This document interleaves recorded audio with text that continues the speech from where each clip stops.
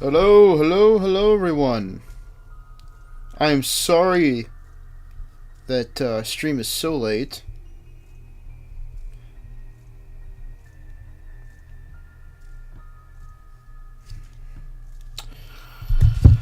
I had a lot of stuff that I had to do. I'm still catching up on things. Holy moly, how is everyone doing so far today? I hope good. Sup X in chat. Alt Gerard might be real. You are right, he might actually be real. It is shocking. I did not expect him to actually be real. I'm not gonna lie. If it... I genuinely thought we were gonna get Ibanez alt or Gerard alt before we got Gerard. So, did I say Gerard twice? I meant Geralf if I did.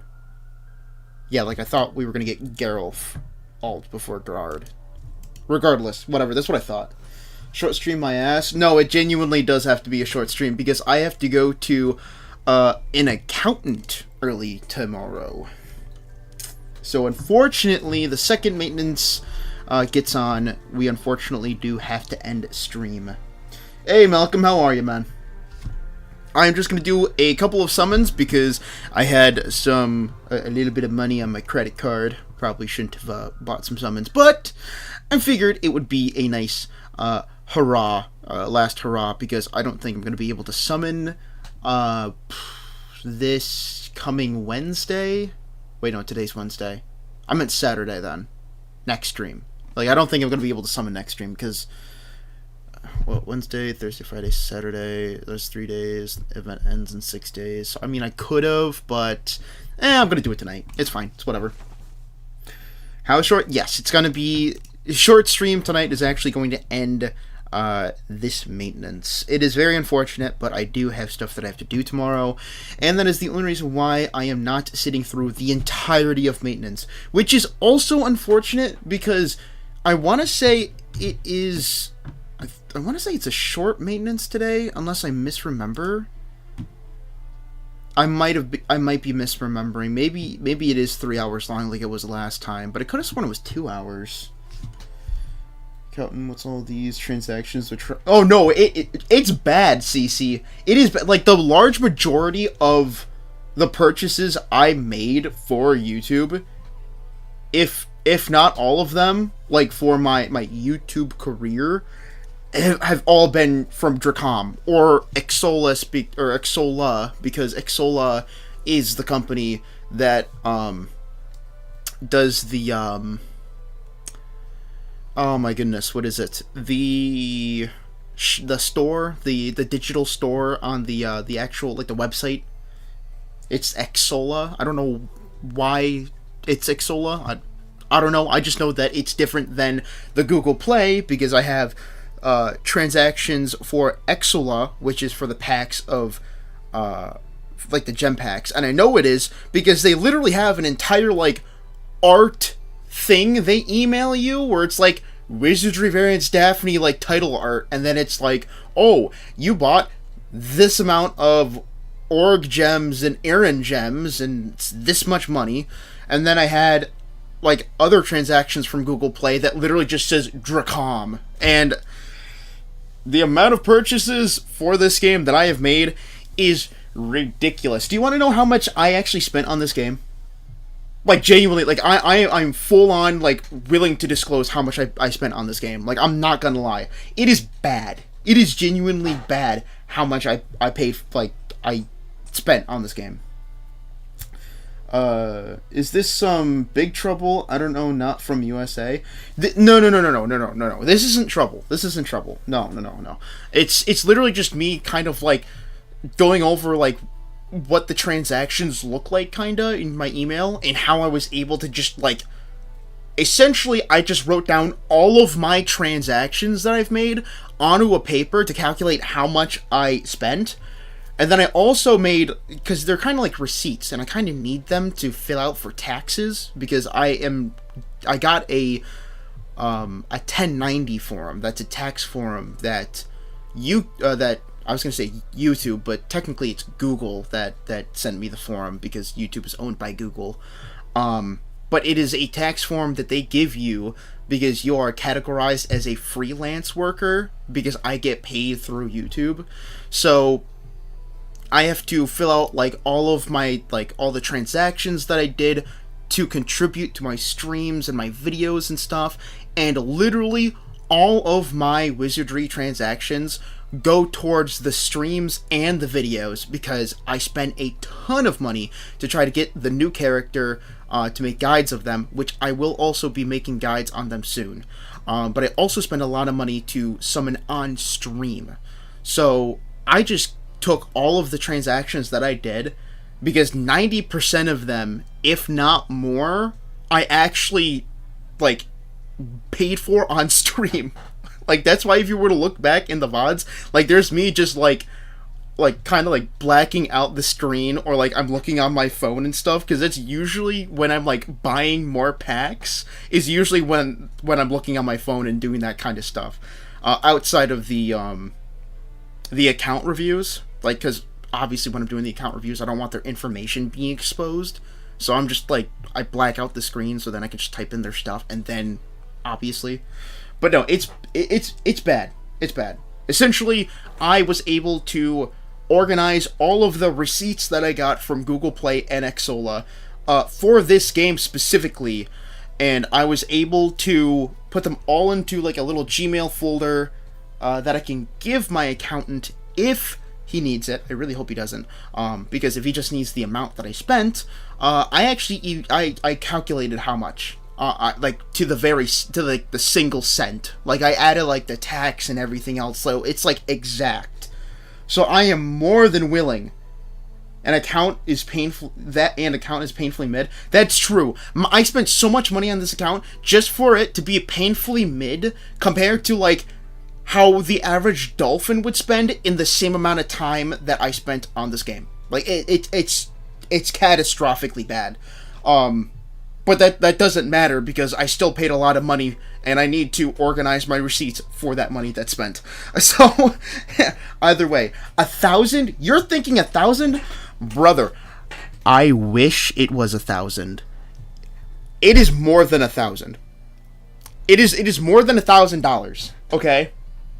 It is genuinely bad how much money I spent on this game. It's horrible. You are not kidding, by the way, about Japan not liking Geralt, because holy... bro, I know. I am surprised that, like... Because Geralt is the only one out of Permanent Banner 1 of all of the legendaries who haven't gotten an alternate yet. And now we're getting alternates for fucking Gerard, and we already got alternates for Asha, and... Well, I mean... I don't know why I'm going to be... I was going to list all the other ones, but, like... I don't know. Everyone knows that all of the permanent one-banner legendaries already got alternates. Lana was the first one to get one, which is called Lana. Bro, is well done Tears of Cooked? Yes. It's bad. Well, this is kind of good in a way. It makes you keep track of your spendings. That is true. So, I am willing to disclose how much I spent. It is bad. It is bad. It is well over $1,000. Let me just double check. Oh, ouch. Yeah. And the number I'm looking at is just in 2025. That does not include extremely late 2024, which is when the game came out. Yeah. And it also doesn't count for how much I already spent in 2026. The number is a big one. Very, very big one. 200 Wana pulls for 3 copies. Actually, 200 Wana pulls for 2 copies, because those 2 copies I only got from Pity. Everything else I got from that banner was literally just normal and no-name legend characters. I did not get a single legendary from that banner. Which is insane. I summoned enough to get 2 Pities, or a little over 2 Pities, and I only got 2 Wanas from it, and they were only from Pity. I only mentioned it because one Japan streamer I watched made a VOD recently, and it literally is him just talking about why he hates Geralt and won't get an alt likely. I'm not even in the 400 mark. Bro, you are lucky. You do it once a year? What the taxes? Is that what you're asking? Because yes, I do the taxes once a year. So, I already did the taxes from last year, right? So, 2024 taxes have been done. They were done the beginning of last year. So, 2024 taxes were done in 2025. But I wasn't making any money on YouTube in 2024. So, I couldn't really, I couldn't really claim any of that money for the money that I spent, because not only is that a completely different year, but I wasn't making money from YouTube at the time anyways. But I could make money at the start of 2025, which is when I was actually going crazy with the spending for Wizardry as well. So, and I was also making a lot more content than I did originally. So it was able to fill out all the purchase that I made in 2025 for 2025's taxes, because I was making money on YouTube in 2025. Let me try again. 50K. Okay. I'm sorry, you said 5K. I did not spend 5K. Okay? I didn't spend 5K. Alright? I'll just... I have it written down. Alright? I have spent... Ready? Drumroll, please. For Wizardry only, all right. This is how much I'm spending. How much I spent 2025. Okay, only 2025 for Wizardry alone. I have spent $4,211.95. That is the exact amount. That's not rounding up, not rounding down. That is the exact amount that I have spent on this game in 2025 alone.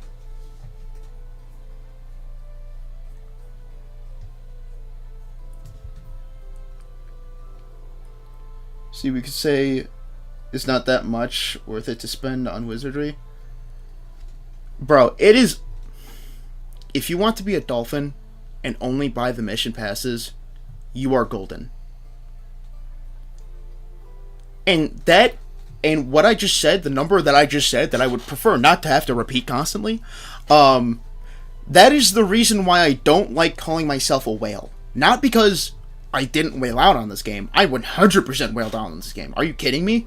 Bro, I spent tons of money. No. The reason why is because for that amount of money, you would think that I would have better characters. But I don't. So if anything, me telling you that whaling on this game is not worth, unless you pay way more than that, then just take it from me, a person who has whaled for almost 4.5K.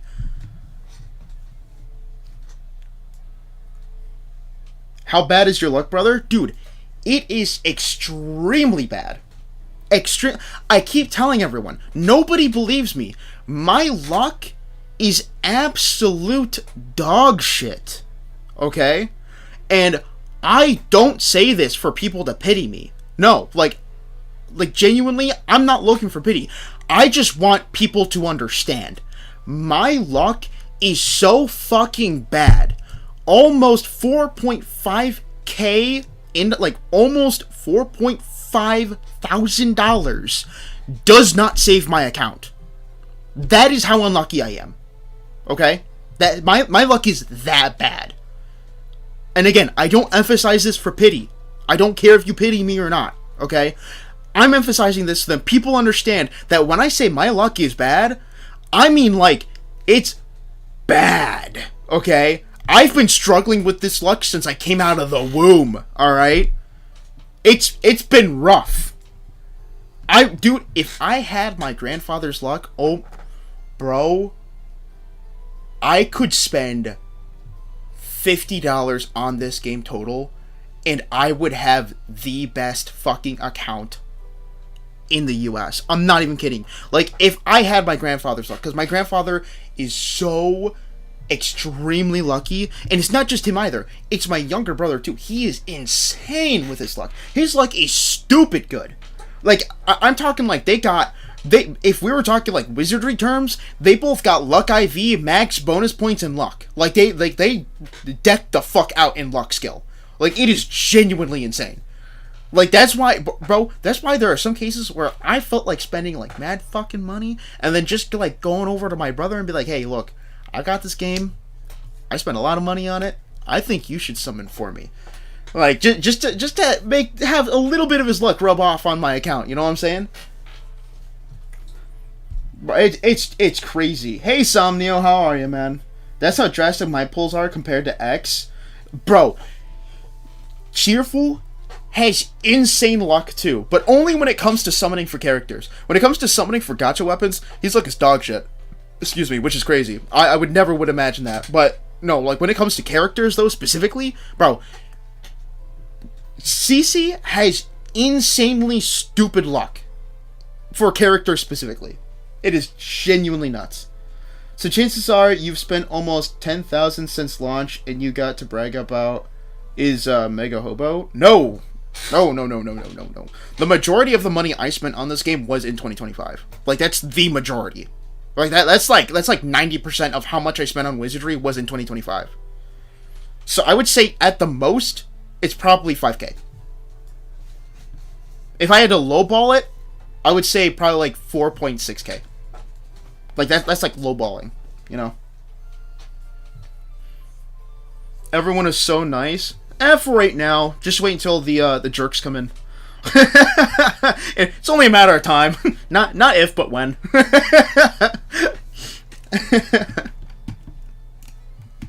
All right, let's see. What do we have here? Oh yes, you know what? Okay, here, guys. Wait? Hold on. Did I buy that one pack? Hold up. Okay, I did. Okay, so I bought like 2 packs. All right, I bought 2 packs with my credit card. Yes, my credit card, specifically. I am too broke. I can't buy 2 packs on my debit card. Credit card. So, I bought 2 packs. They're like the cheaper ones. I bought the $8 one, and then I bought the $23 one. Which I know doesn't sound cheap, because it isn't. But in terms of wizardry specifically, it's cheap. Which is very sad to say. Very extremely sad to say. But if I get 10 more gems, which I can actually get 200 of if I complete my weeklies, which is easy, I just need to camp once. I'll get 200 free gems, and then I can put that into 11 more summons. Let's see my remains. I got 10 of the Fabled Heroes, and then I got 10 of the Birkenan summons. I am thinking about going for either 111 summon for Birkenan to double down on Birkenan, or go for Yarmus, because I do want a non-IV Yarmus to justify feeding him into Shelly, because Shelly with its Zolic just sounds so good, and I don't care. I do not care if it's optimal or not. I don't care. I do not care. You can tell me how much of a waste it is to get Yarmus to move on to Shelly. I have already spent over $4,200 on this game. Bro, at this point, it does not matter. Like, it does not matter. Alex alt, I mean, I wouldn't be too bad. I wouldn't be too mad about that. Thoughts on Gerard alt? I personally don't really care about Gerard. I don't. I just hope it looks cool. And I'm hoping it could benefit him more, because his base kit is so all over the place. I genuinely... It boggles my mind that this character came out like this. Now let me just emphasize it by just showing you what this character is like, because I think I have one that's level 40. He's on dispatch right now. For Lana's. Where the fuck is he? He's like, oh, here he is. Okay. And I mainly mean like the skills and his discipline and shit. It's really weird, so he has Thunderstrike, which is fine. Like, it's an okay move. moderate air type physical damage with a low chance of inflicting paralysis. That's fine. But the thing is, he's a dark type, and Thunderstrike is a wind type skill. So he does not get the stab on his own skill. So that alone sucks. And then he has this, which is increases evasion when equipped with a one-handed sword. That is his special passive. That is unique. It definitely seems interesting. The thing is, he's a knight, and I don't exactly know how much it increases evasion by, but seeing how almost no one uses one-handed weapons or one-handed swords, excuse me, because it doesn't count for daggers, it counts for swords specifically. Nobody uses two-handed swords unless you're using a Cuisinart at the moment in time, because the way the meta shifted. You're most likely going to be using a two-handed weapon. Hold on one second. I feel like I got a bat hanging out of the cave, and I am not a fan of that feeling. Alright, and then his last thing is his discipline, which I did not actually utilize. It increases his evasion and action speed, which are good, but again, he's a knight. When he first came out, he did not have the fighter class change, so he was known as being one of the worst knights in the game. Because he had a physical damaging skill that he could not get a stab on, and he was built around evasion, but the thing is, he wasn't like, my goodness gracious, what is it, Sevilla, excuse me. He wasn't like Sevilla, because Sevilla, like, not only double down, she triple downed on evasion, and she's a beast folk, and she had a counter ability, like, she had, like, Black Beast Feint. Like, that was her active skill that she herself had. So, like, she tripled, you could even argue she quadrupled down on evasion. Gerard, his evasion was more of a suggestion than anything else. Like, it was there, but he couldn't capitalize off of it. When he got the fighter class change, fighters have a higher scaling with evasion than knights do, which is great. He could be a little more evasive than originally had planned. Action speed, you know, a little bit of action speed's nice, but as Shiro loves to say, action speed on discipline focus isn't good at all, because instead of 8 action speed, they only get 10 if it's a focus. So, because 8 action speed is how much you get without a focus, but then 10 action speed is what you get with a focus. So, it's like, and honestly, on a knight, as a fighter class change, that's really nothing. Which is unfortunate. If they changed, if we're gonna go on his alt, what I'm hoping, like how I'm hoping they change him, I'm hoping they give him a better discipline, and this is how I think it should go. Instead of focusing on evasion, it should focus on surety. Alright? Instead of action speed, it should be SP. Now, this sounds exactly the same as Chloe's. And that's because it is. It is Chloe's discipline. But the thing is, that way there, you can choose whether you want to keep him as a fighter or a knight, because both would be viable.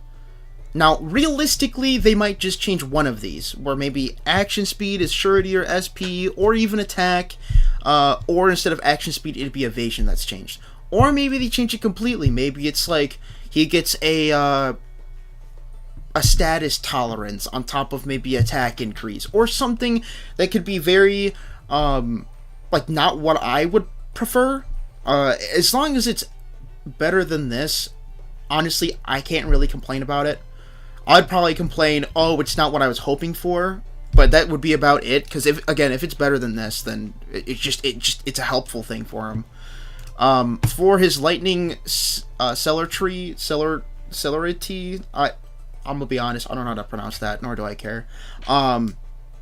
His evasion on one-handed sword, if they double down on this, okay, if they made it like Sevilla's, where it's like evasion when equipped with one-handed sword and or light armor, so like Sevilla's, but instead of two-handed spear, it's a one-handed sword, I could see that being good.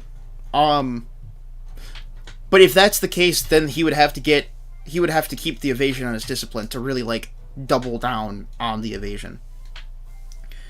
Or, instead of evasion, they could say increases sure rating or sure damage with one-handed sword. That would be good. That would be really, really good, because that would give him the flexibility of having increased surety rating or surety damage as a knight or a fighter, because both of them can use one-handed swords, and that doesn't have, if Garrodd was kept as a knight, then he could, use a great shield with a one-handed sword, so he could take advantage of that sure damage or sure rating increase. And then as a fighter, he could have whatever the fuck shield that he wants, because, like, the reason why you'd want a great sword on a knight is so they can use Guardian Blow.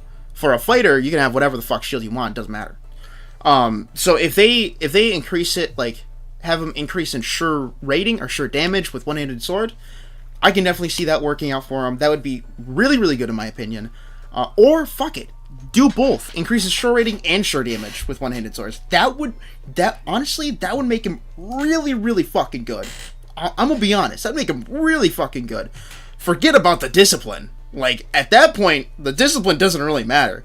But because, like, that passive alone would be kind of fucking nuts. Especially since he has 2 class changes that can like take advantage of that passive. Kind of a nasty passive, I'm not gonna lie. And then for his inheritable, man, oh dude, I don't even know. Excuse me, I don't know what they could do. Maybe like a dark version of I don't know, a dark version of heavy attack, maybe, because every legendary alt has their own unique inheritable. So, like a dark version of heavy attack, I could see, or DTS, Decisive Torso Strike, that could definitely work too. Like, if they want to keep it like a damaging move, I would say just make it a more powerful version of Thunderstrike, but then just make it dark element, and then if you want to keep the small chance of paralysis or not, that's up to you. I personally don't think I would give a shit, but a physical dark type move would be really unique. There'd be like 2 of them, I want to say, because like Gillian's is an AoE dark type physical move, so this would be like the only single target physical dark type skill. So that it would still be unique, and he would also get the stab on top of that. But at the same time, none of the alternates inheritables have been like game changing or crazy or even like just really good. Wanna got hers and it was bad. Deborah's got hers and it was okay around level 3. Yeka, she has hers, but like just use Ma'erlik. Like, it's just like a more like a heavily cost Ma'erlik essentially. So just why would you not just use Ma'erlik unless you just don't have access to it, Yeah, I don't know. I mean, that's kind of where I would go with that. I'd be down for Charm Resist. Lightning Celery. Oh my god. He's in the Yap Flow? I was in the Yap Flow. Are you going to pull for Alt Geralf if he is good? If he is good, I will pull for Alt Geralt. Thousand Hue Bloom? That is not an alternate. Yuzu is not an alternate character. Yuzu is a legendary character. I'm talking about specifically alternate characters. Thousand Hue Bloom is good, but again, Yuzu is not an alternate character.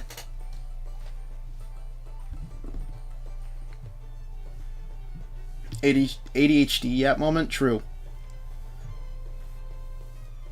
Thousand Hue is a trash inherit? I wouldn't say it's trash. I mean, I definitely don't think it's nearly as good as if you would just leave it on Yuzu, but I don't think it's trash. I think there are definitely a lot. If we are gonna just full on talk about like all of the legendary inherits, I don't think Yuzu's is trash. But earlier I was talking about solely, exclusively legendary alternate character inheritables. That is what I was talking about. So, chicken noodle soup, when you were saying, bro, forgot about Thousand Hue Bloom, I did not forget about it, because Yuzu is not an alternate character. Yuzu has no alternate character. So why would I put a Thousand Hue Bloom in a discussion where she would not actually even be a part of? I'm at 1 million Hue Bloom, my bad. It's goated for MC farming. Raging King better than Hue. I don't even use Raging King, bro. I have it, but I just haven't put it on my Sevilla. I'm definitely going to put it on my Sevilla. Genuinely, I don't entirely see the hype of Raging King when it comes onto Knights specifically. And the reason why is because Knight's physical attack isn't that great in compared to fighters. So why would you... Like, I understand for Knights, you are trying to get people to attack your Knight, but, like, do the stacks really, do the stacks really make the Knights deal that much fucking damage with Raging King? Because I would assume it would just be better on a fighter character. Like, or Sevilla with a strength IV like I have, because she has built-in strength, you know what I mean? Like, she has really good strength. Is that your main team? No, this is not my main team. No. This is the team that I'm leveling up. If we were going to go for my main team, it would be... I'd probably... Because it changes up a lot. There's no, like... Like, the only character that constantly stays on the team is Lana. And that's because of her just all-around convenience. So Lana is always usually a staple of my team. Same with Alice, because she's the best character in the game. Why would I not have Alice on my team? But in terms of, like, the other 3 slots, it usually just alternates. Like, I would do, like, that, and then... When it comes to, like, what I've been using the most recently, I would say this would be my team that I use the most. The stacks are wild. I genuinely didn't think that the Raging King stacks would be so good it would not matter if you have it on a Knight or not. Wow, you got most of the units? I do have most of the units, you are correct. The ones that I don't have, I either inherited onto somebody already and didn't decide to pull for them again, or I just didn't luck out and I didn't get them again. I said again like I had them. What I meant to say is, if I didn't get them originally, I just decided not to summon for them again. Like, I did have Redbeard at one point, but I only had 1 copy, and I just moved on to Alice. And then I used Codexes to level it up to level 2, which is not worth, by the way. Do not use Codexes on inheritables. I just did it because I was desperate, and I didn't know when the next time Redbeard was going to show up. And then, of course, like, 3 months later, he's on Permanent Banner 2. So... Do not level up inherit, or do not level up inherits with codexes unless you're, like, super desperate like I was. But even then, that's not even worth it, because, like I said, 3 months after I did that, Redbeard became part of the Permanent Banner too. So, there's just no point. Like, I could have just been patient and then tried summoning for Redbeard in the Permanent Banner too. Like, it was done. Like, it genuinely wasn't that serious. Level 1 with Shirty is about 2.5k, level 5 is 8k-ish, and that's the skill at bare bones level 1, and now at level 3 he's doing about 12k on 5-hit version. Oh, what you mean by 5-hit? You mean like 5 stacks? I gotcha. Level 3 and 5 stacks. 12k is a pretty good number, I'm not gonna lie. That's pretty fucking good. At level 3, the skill's level 3. I mean, I get it. Okay, I can understand where you're coming from then. I don't know, I just feel like Raging King would be better off on Sevilla. But, like, I know that nobody's really arguing about this, but I'm more pointing it out because I see a lot of people just saying, oh, you should just put it on any Knight because, you know, it's a really good skill. And I'm like, well, I only have 1, alright? I only have 1 Galbatus. would I be better off putting it on my Sevilla, who's going to be dodging everything? You know, I'll be buffing up my evasion and just fucking, you know, like evade tank everything. Or should I put it on the Deborah that I'm planning on making, or that I'm in the middle of making? Because, I don't know, I heard that it's really good on knights. I'm thinking I'm just going to leave it on Sevilla, honestly.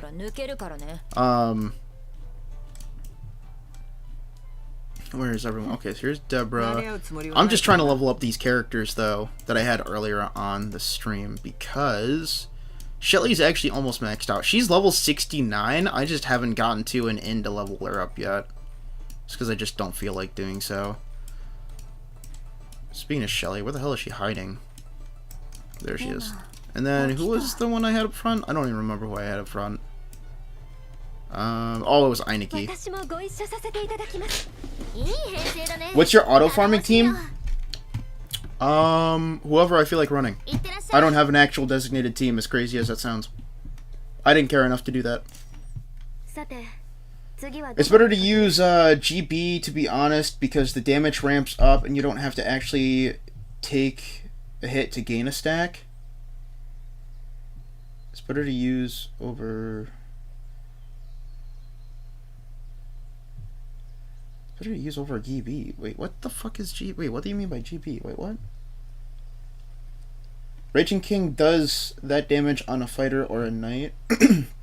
Yeah, I would like to know too. I would imagine that it would deal more damage on a fighter because they would have a higher attack stat, but because Raging King's damage is calculated through your attack stat, and knights are mainly good for just defense. Excuse me, which is why I have a Strength IV Sevilla. So she's gonna have abnormally higher strength than like the average knight would, and because she is like an evasive tank, like literally she's just built for evasion. I could just have her just evade tank literally everything, and then just use Raging King and just fuck someone up, you know. Guardian Blow? Oh, okay. Gotcha. Raging King over Guardian Blow. I gotcha. My Galba is fighter right now. Oh, really? Okay. So you're saying with your Galbatus as a fighter, in the skill is level 3, he is doing 12k on max stacks. Gotcha. It all makes sense now. I gotcha. And better than Guardian Blow? Okay, I can understand where you're coming from with that. I gotcha. Who's your favorite unit?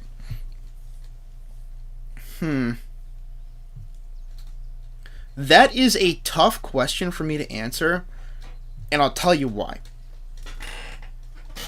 My autistic ass goes through phases as to what character I like the most, so it never sticks onto the same fucking character. Never.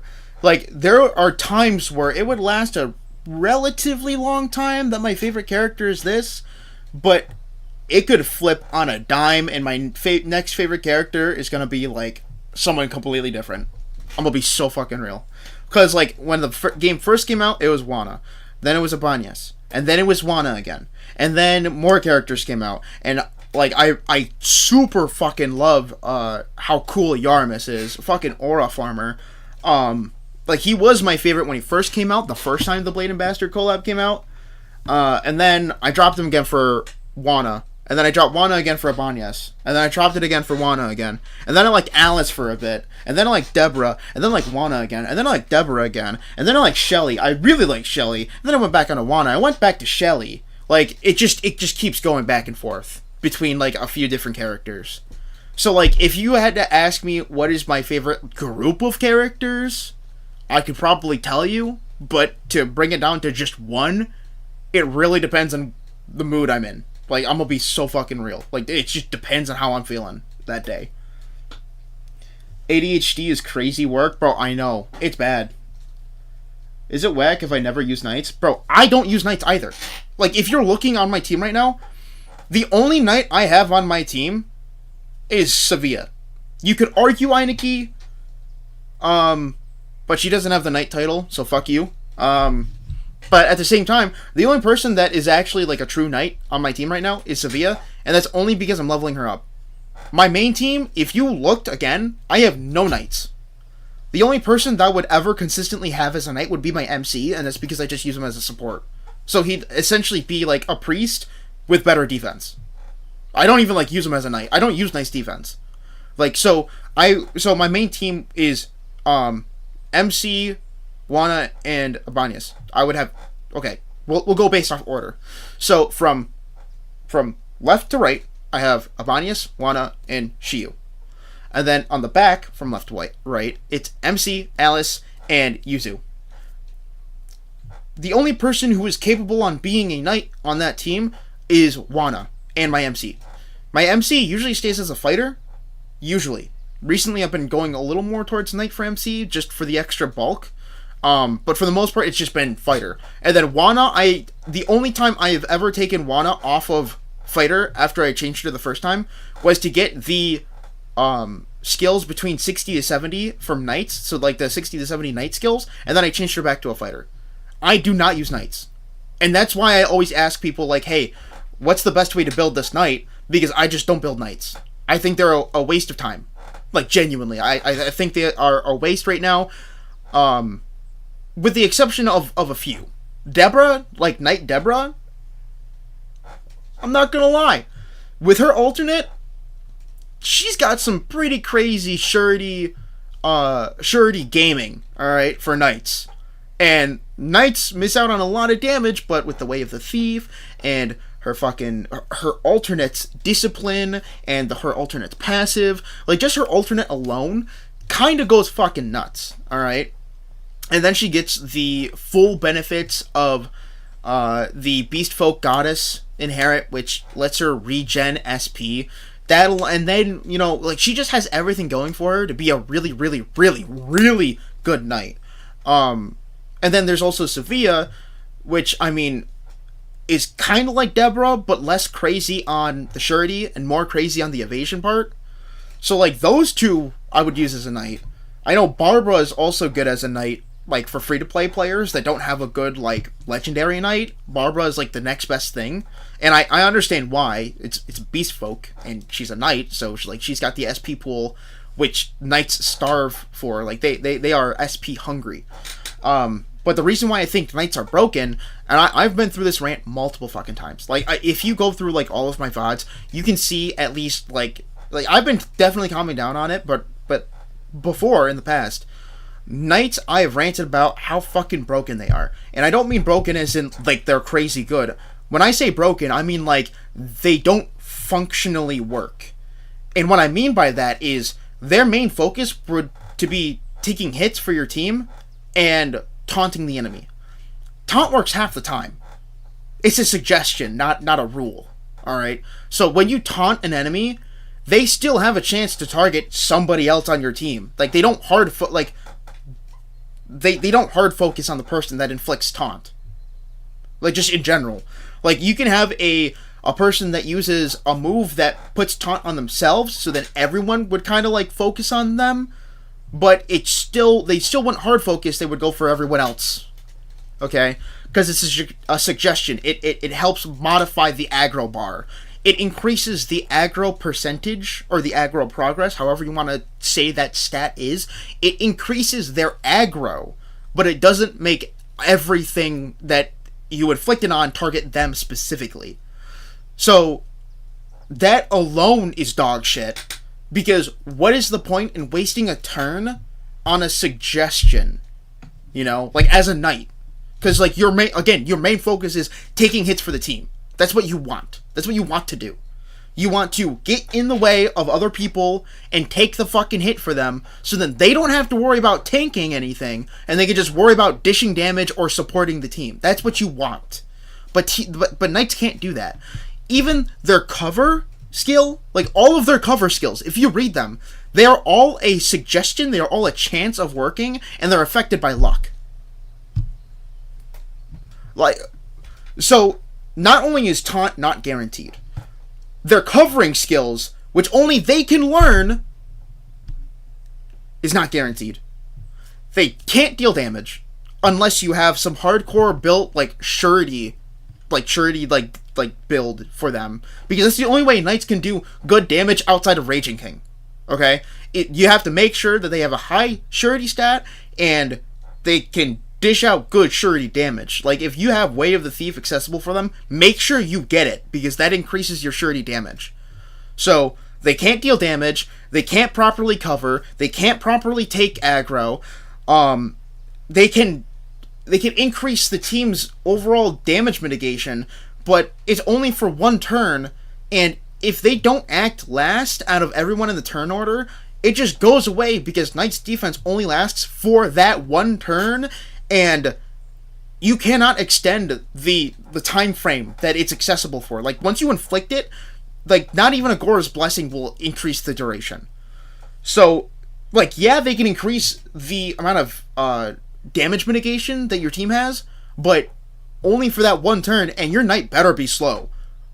Because if he has to be faster than all the enemies, but slower than the rest of your team, because again, if he doesn't, and he's like faster than the rest of your team, you're gonna use Knight's defense to increase damage mitigation, and then your team is gonna be going, and as you see, what you see, their Knight's defense is gonna go away, because it's only affected by that one turn. Once their turn starts, it goes away. So you have to strategically plan out your SP to be slower than the entire team's, but faster than the rest of the enemies, or else Knight's defense will work a decent amount of time. So it's just like, overall, Knights are broken, because they have one focus, which is defend the team, and they cannot do it properly. Which is crazy, because that's their whole gimmick. Knight's whole gimmick is to take damage for the team, and they can barely do that. So they are functionally broken. If they were to fix a few things, like maybe increase the calculations for luck for the coverage, maybe, have the coverage only work for like row and AoE coverage, like line coverage and all coverage, like if those are the only ones that are affected by luck, that would make sense, only have like coverage guaranteed on like selected individuals, like that's fine, like the single cover skill, like that would be fine, having it work 100% of the time. Knight's defense, I would say increase it by one turn. Literally, instead of one turn, it would work on 2 turns. I think that would be a good compromise. Still don't have it affected by turns. Like, this is like spitballing, balancing wise, have taunt, give monsters maybe some more like aggro, like some more taunt tolerance, but when they're inflicted with tolerance, make it so that they actually only go for the person that is inflicted tolerance on them. Because again, I would like to emphasize, what is the point in wasting a turn to taunt when the monster that is taunted ignores it and kills the person next to the Knight that taunted, completely missing the point of using the taunt skill? Like, what is the point? There is none. It's a rhetorical question. There is none. There is no point. You are killing it. You are wasting a turn. You are wasting a turn when you should just wait until the very end of your entire team's turn order and just spam Knight's defense. So it's like, I don't blame anybody for not using Knights, but I also don't blame people for actually using Knights, because there are people that took like all of the negatives, say, I'm gonna make it work regardless, and they made it work. So to those people, I commend them, Like, the people who fucking action speed calculate to make sure that what I said, slower than the team, faster than the enemies, they fucking calculate that and they make it work. Use Knight's defense, get lucky off taunt because they have like a luck IV fucking Knight, all that other shit. Good for them. But for me, that's too much work on a class that is the only one that is focused on damage mitigation. When I could just get away with spamming fucking HP inherits and fucking, if I desperately want to, Bondmate and Relic HP inherit, or, excuse me, they're not inherits, but HP, Bondmates, and Relics, if I desperately need HP. Just spam those on a fighter and just say, fuck you, I'm using a fighter. Like, it's just no point to me, personally. And again, the only time that I would ever consistently use a knight would be Sevilla, because she's the only one that has a really good time, like, using two-handed weapons that isn't just a bow. Deborah, because Knight Deborah overall is asking to be a good DPS knight. And then MC, because more bulk for MC equals better time grinding literally anything in the game, because my MC is solely, like, it's mainly support. He's like main support sub DPS. So, you know, that's my rant for knights. But yeah, it's not a good time for knights in my opinion. Go to your boy rants about shitty Drakon balancing. Bro, I can yap about balancing all fucking day. Like, if the only class that I can't entirely rant about would be fighter, because I think they are in a fairly good state. I don't think they're super overpowered, but I also don't think they're, like, crazy shit either. Like, I think the people who mainly run fighters, like fighters the majority of their, like, on the majority of their team, like I do. Like, I mainly run fighters on my team. It's not because the class is stupid good. It has nothing to do with that. It's just they are in such a good state that because they're balanced well, they are inherently better than the other classes that are balanced shittily. Like, knights, thieves, mages, priests are the only ones out of the non-advanced classes that are better than fighters. And that's just because you need a support class. Like, I tried getting around a support class, because I thought, hey, I teach all of my fighters some healing spells, and I just rock some potions, you know, get some, have Abanius, because she has a priest subclass, like, she has a priest class change.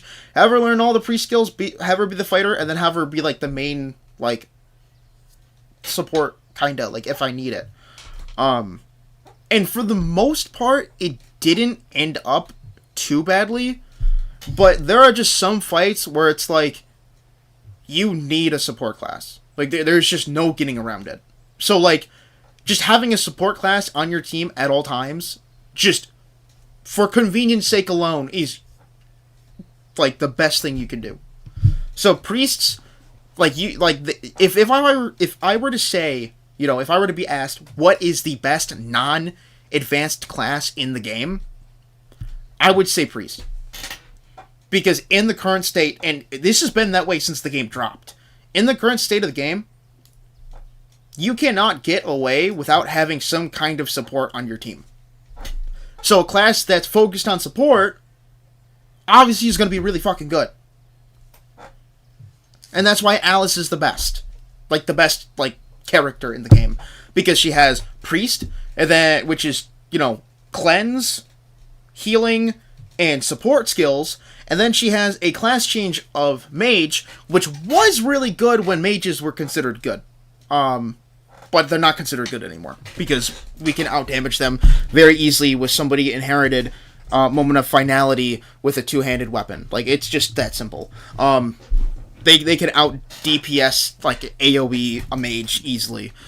No, but she has the class change of mage, which instead of just DPS like it was before, or DPS and debuff, it was just debuffing, but that's still debuffing. That's still a support skill, like a support library that she could use. So she has buffs, debuffs, healing, and cleansing.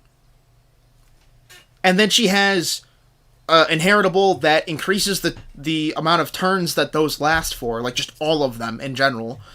And then she has the ability to increase the overall attack of your evil to neutral allies that are in the same row as her. And then her alternate increases your overall defense for the same alignment. So, like, overall, she is stupid. She is the best character in the game. Her alternate literally just made her future-proof. That is it. Like, if you have Alice merged with her alternate, you just future-proofed your Alice, and she is now your best character in your entire game. Like, that simple. If you choose not to use her, you are effectively choosing not to use the best character in the game for whatever reason. I don't know. People have different reasons for not using Alice. Like, there was one person on the account reviews where they just didn't want to use Alice and they used Adam instead. Which, I mean, fine. Do whatever you want to do. But I just want you to know that you are effectively neutering your team because you are actively choosing not to use the best character in the game because you don't like the character. I want to make that, like, as clear as possible. Okay, but imagine 6 ninja team if there was 6 ninjas with high investment. That's God mode. I would argue not in this game. Not unless you find some way to increase their crit chance by a stupidly absurd degree. Because in the state of the game, most of your DPS characters are coming from two-handed weapon users. Most of your damage. You know, samurais are the only exception, because samurais, instead of strength-based plus passive, which they can take advantage of with Yotos, but let's just say you focus around katanas. Most of their damage is coming from both the attack and the magic attack stat of the character. Which actually adds on more flexibility, because I can't tell you how many times I have a weapon that would have a mix of magic and physical attack. Unfortunately, they can only use katanas and Yotos. Or, excuse me, katanas and odachis. Yotos are a subcategory of katanas and odachis. A little confusing. I can elaborate on that a little further if anybody wants, but for the sake of the rant, I'm not going to go too deep into that. Regardless, samurais are just nuts, okay? And the majority of your damage is going to be coming from people that can use two-handed weapons, because that's where the strength-based plus passive comes in. If the weapon does not have strength-based plus passive, unless you are a samurai using a katana, or you just don't have access to a weapon with strength-based plus passive, you are cucking your character on damage. It's just that simple. You are cucking them on damage. The only exception to this are knights, because they have the option to use Guardian Blow, which can only be used when having a large shield equipped, which will not only help them with DPS, but will also help them with their defensive capabilities. So, knights would be the only ones that you could get away with not using a two-handed weapon without cucking your damage. Now, rare cases, ninjas would be an exception, and that is literally only because they cannot use strength-based plus weapons. They just can't. They don't have any in their arsenal. The only ones that are the exception to not being cucked on damage and being stuck onto ninja class would be Yuzu. And that is also only if you have her hairpin specifically, which is her gacha weapon, which gives you the defense penetration and the ability to charm, which complements her build very well. So if you have a Yuzu that does not have her hairpin, you are doing massively less damage compared to somebody who has her gacha weapon. And that's not even to talk about the extra hit that it deals, because it's X times 3, you know, where all the normal weapons and all the other kunai and all the other daggers and all the other shit, all that is X times 2, meaning it does 2 hits. Her kunai specifically does X times 3, so it does 3 hits, and that stacks onto her inheritable, which is the 100 Hue Blossom. So yeah, I mean, the only one who you could really argue would be insane to be on a 6-person team, or like a 6 class team, would be if you have 6 ninjas that are very, very similarly built to Yuzu. Like, I'm talking like hairpins on all of them, Hue on all of them, at least level 3, and then with some good investment on your overall defense and evasive tanking. Because you need an evasive tank. Ninjas are glass cannons. If you do not invest in evasion for a frontline, you are fucking yourself over. Because they have no defense. Okay? The only exception to that is MC, but that's because he can have literally every fucking skill in the game. Like, it's just MC. MC is cracked out when it comes to utility. That's just him. Okay? So I would argue, no, it's not. Ninjas in this game specifically, as a full party, would not be good. Only because of the current state of the game. I'm sure in the older Wizardry games, you could say that statement and everyone would just be like, true. Because I never played the old Wizardry games. I've played a little bit of some. I played a little bit of the remake of the first one, and I played a little bit of Lost Souls. I never actually played them all the way through. So I don't really have that kind of experience to dictate, how crazy ninjas would be in the old games because I just don't have that experience. I can only regurgitate what I've heard. But in this game specifically, I don't think a 6-team ninja would be good, even if you could have the ability to do that. I don't think a mono class team is good in general. I mean, I think the only one you can really get away with for the majority of the content would be fighters. And again, this is just because of the way that the current state of the game is. But even then, you're going to have a better time with at least one fucking support character in that team of fighters to help sustainability at the least. So just in this game specifically, I would say a mono team is not good in comparison to like a team that you can like build with like different classes and shit. Yeah, the old Wizardry games had fairies and them as ninjas were a thing. Yeah, right? Yeah, because, like, we don't have fairies in this game. So, like, that's what I mean. I just don't have the knowledge or the experience of old Wizardry games. Because, again, for all I know, fairy ninjas as an entire 6-person team, I'm sure that their evasion was fucking stupid. So as long as a spell didn't, come by, I'm sure they were fucking nasty, 6-priest team, hear me out. Bro, I'm sorry, I don't care what the class is. Mono teams are not good in comparison to, non-mono teams. This counts for everything. Like, in this game specifically, this counts for everyone and everything. I don't care who is using a mono team. I don't care what the mono team is. I don't care who, what, where, why, and how. Okay? If you are using a mono team, you are fucking yourself over because you don't have the versatility that a non-mono team has. That simple. And I really don't need to justify this opinion, I don't think. Because I'm sure everyone knows that a team with, like 3 fighters, we'll go with my team. 3 fighters, a ninja, a priest, and fucking, I don't know what the fuck my MC would be. A fighter or a knight, I guess. That team would probably be doing better overall in the game's content than a person that's doing, like, all mage team, or all ninja team, or all samurai team, And, like, for the sake of the argument, let's just say, like, we have 6 ninjas that you can put on the team. Alright? Because I know somebody's going to be like, oh, well, of course you can't do a full team of ninjas because we don't have 6 ninjas, so obviously you can't do that. No, for the sake of the argument, let's just say that you can have 6 of literally everything on the fucking team. Alright? I'm sorry, but that's just going to have a worse performance overall than a team that is not monoclassed.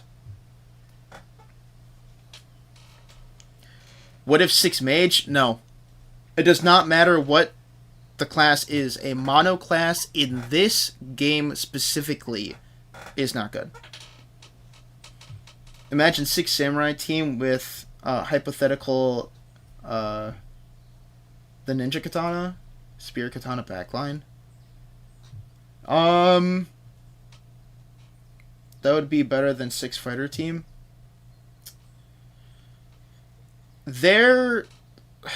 If we're talking about just have, like, ninjas with ninja katanas, and then, like, let's just say we just have the ability to give them spears, I don't think that would be very good, because there would be a lot of skill editing that you would have to do to really help that.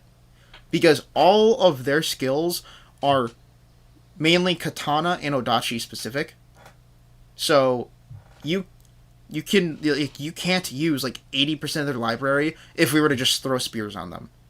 Same with ninja katanas, because if we were to say ninja katanas count as normal katanas, then I can kind of see the argument, but at the same time, ninja katanas don't give you the magic attack that you would want for your samurai. So why would I go for a ninja katana that increases my evasion by, like, 20, okay? When I could just get a Kakurazuki that increases my evasion by around 15 and gives me way better fucking attack. You know what I'm saying? And then with the spear backline, let's say we do adjust some of the skills so then they can use the spears with those skills in the backline. It still won't really be that good. I think I would prefer, I don't know, it just, because there's no, if, it's really hard to say for the spear part, because, like, I could say, oh, let's say, you know, some of them could be adjusted to use for spears. What would be adjusted? Because you could use the crusting stance, but you can't use bamboo splitter, you know. I mean, let's say you can, which I mean, like, then in that case, obviously it's going to be really good, because it has the strength-based plus passive on it. But I can't see a world where they're going to be, like, bringing the fucking spear up like this and slashing down on it and having it make sense, you know? I don't know, like, if they can use it like an Odachi, you know, that would be interesting, actually. Like if they were just like, hey, all the Odachi skills, they can use them as spears now. I can see that. That'd be cool.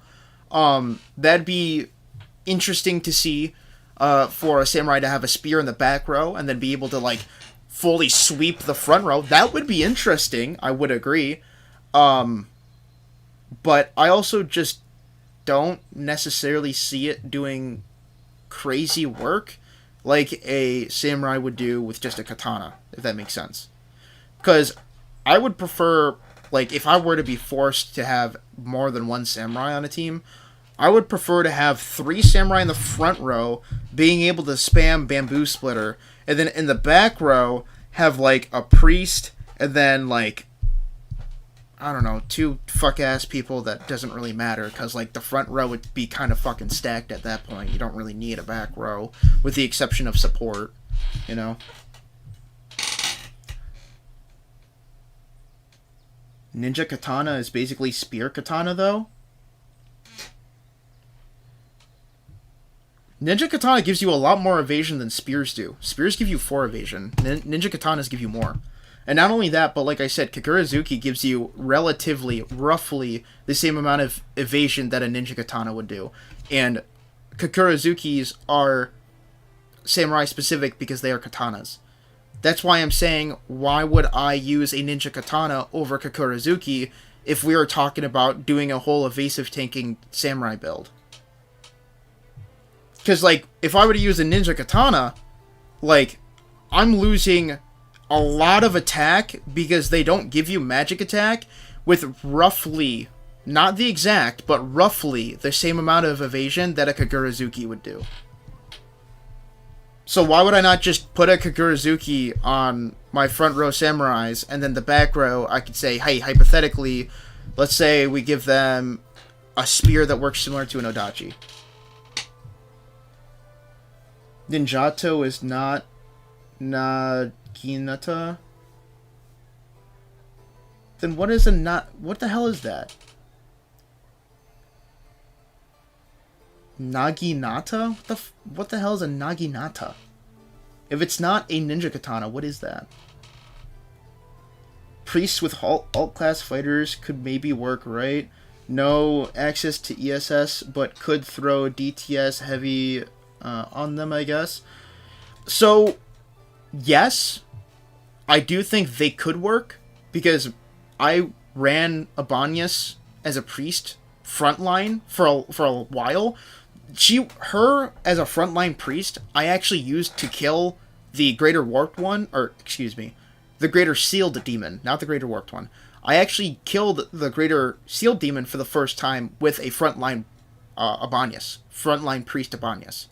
And I actually have it on stream. Like, it's a VOD. If you go a little digging in my YouTube channel right now, it is on VOD, like, recorded, me beating the Greater Sealed Demon with a front row priest Abanias. So, through experience, I would say, yeah, to a certain degree, I would agree with you. The problem is, they just don't necessarily have the amount of damage that a main fighter sub priest has. You know, like, if we were to compare main priest sub fighter and compare that with a main fighter sub-priest, there's just so much damage loss there, in my opinion. It's really, really hard to justify having mainline priest over mainline fighter, if that makes sense. Because, yeah, they have the priest mastery, priest weapon mastery, but that really only I think the calculation by that is like roughly 30%. I think I could be getting that wrong, but from what my understanding, it's roughly 30%. And I don't think, you know, leveling up really increases it by too much. But like priest weapon mastery works for literally every class. It's just priests learn it. So like the mainline fighter can still take advantage of the priest weapon mastery. So I can't really justify having main priest sub fighter when I can just use main fighter sub priest, if that makes sense. Blaze should make a backline samurai weapon. Imagine a katana on a stick. Yeah, honestly, I thought that's what it was gonna be instead of an odachi. I thought it was the... I don't remember what they're called, but effectively they're a long, like, quarterstaff with effectively a sword on the end of it. And I can't remember what the name of the weapon was, but I genuinely thought that's what we were gonna get over the odachi when they were teasing odachi's, like, release. Like, I thought we were gonna get that instead of an odachi. And if we did, I think if it would work like a spear, and it had, like, similar moves to an odachi, with the strength-based plus passive, that would be kind of nutty, in my opinion. Well, I have to leave to get some sleep. I hope you have a great short yapping stream. Hey, I appreciate it. Doksai. I'm sorry. I still have problems pronouncing that name. I'm sorry. But no, I hope you do have a good night, man. Thank you for stopping by. I greatly appreciate it. Oh yeah, 6 priests isn't optimal in the slightest, but if I had to pick one class to go full party, or it would have to be priest sub-fighter. Okay, that's fair. I can see where you're going with that. In my opinion, I would probably go main fighter sub-priest. Just because I don't necessarily like the damage loss personally. Especially since you could equip your main fighter sub-priest with a staff, like a two-handed staff, take advantage of the strength-based plus passive that it has for whatever reason, and then use that character to, like, heal your team. You know what I mean? So, like, you could have, like, you know, like, let's just say, like, just spitballing here, 2 characters using, like, two-handed axes, and then we have one using a staff in the front row. And then on the 2 back row, or the 3 on the back row, we're having all of them be spears. And that's because, you know, if you use a staff in the back row, it's not going to be very effective. So, might as well put him on the front row, have him be a little more tanky compared to the rest of them, just so then he can survive longer and, like, deal the buffs and the heals and shit. But then, like, when you're going in and you're dealing damage with them, you can still do ESS, and you can do all the other fighter shit. You just will have a higher proficiency in, like, healing and support. Just like that would be my counterpoint, but I can definitely see where you're coming from. Switching to staff at any time. That's fair. You could do that. If you want to have the backline do that and swap between staff and spear, or staff and bow, because fighters have access to, like, all of the weapons. So, like, the only ones they don't have access to are katanas, odachis, kunais, and ninja katanas. So, I mean, they have super high versatility in terms of, like, what weapons they could use. So you could do either bows or spears, and then swap between their back row weapon, whether it's spear or bow, and swap it with a staff at the time, heal and buff and do whatever and cleanse, and then swap back to your weapon. You're totally right. You can do that. Absolutely. I wasn't thinking that because personally, if I can choose not to, I would prefer not to have to switch weapons. That's just me though.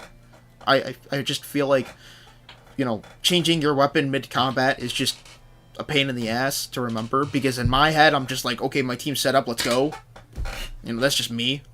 But I can definitely see, you know, people swapping in the back row and doing that instead. I could totally see that.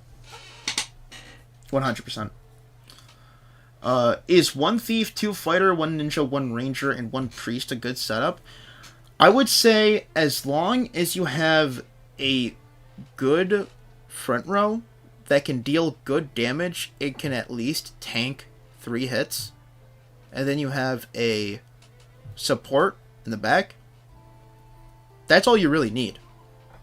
The 2 other spots are just to deal more damage or do more support. It's just to do extra of what you're lacking.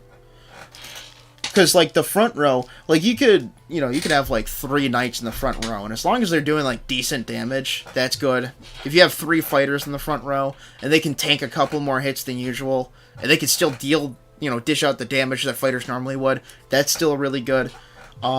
If you have, like, a high evasive tank build, like, in all 3 front slots, I would tell you good luck, because evasive tanking, only a few people can really, like, properly evasive tank.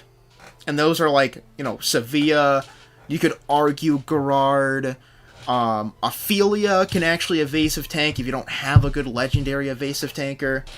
Like, you know, it's just, like very few characters can properly evasive tank, outside of considering classes, because, you know, obviously a ninja can evasive tank relatively well with the ninja katana, because obviously they can. And I mean, samurais could too with the Kakurazuki. You know, like there are ways to evasive tank in the front row, but roughly, if your front row can take hits and then deal hits, and then you have 1 support in the back, that off rip is really good for a team. Like, the other 2 slots in the back are used for either extra buffing, extra debuffing, extra healing, or extra damage. Just depends on what you're lacking at the time. Most people prefer damage because the more damage you deal, the less likely you are to have combat last longer, which will in turn prevent your team from needing to take hits. So people usually prefer damage, but I can definitely see, like, the argument of, oh, well, I need more healing, or, oh, I need more support, or, you know, I need more debuffing, you know, I need more something else on my team that's not attack. So, like, that's what they would do with the other 2 slots. Like, again, as long as you have front row, take hits, deal hits, and you have 1 person in the back dedicated to healing that front row and supporting them, you're good. That's all you really need. Alright, give me 1 second. I'm going to grab a drink, which is going to take me like a second. If you are liking the content so far, definitely leave a like. Definitely sub if you have not yet. I would greatly appreciate that. Alright, let me grab my drink. I'll be right back.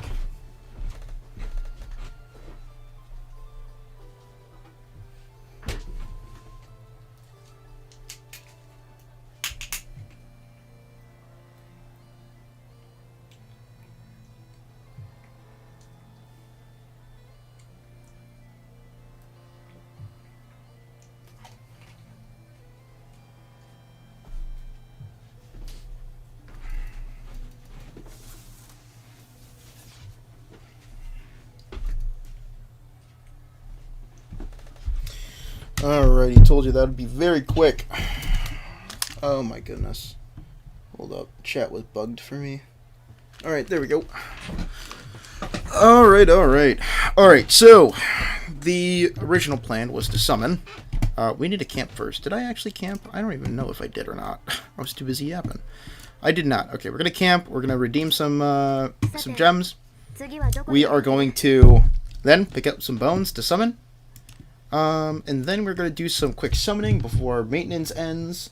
And then I believe we have the time. As long as I don't get caught up in another yap session, we should have enough time for me to farm the Greater Shield Demon for a quick second.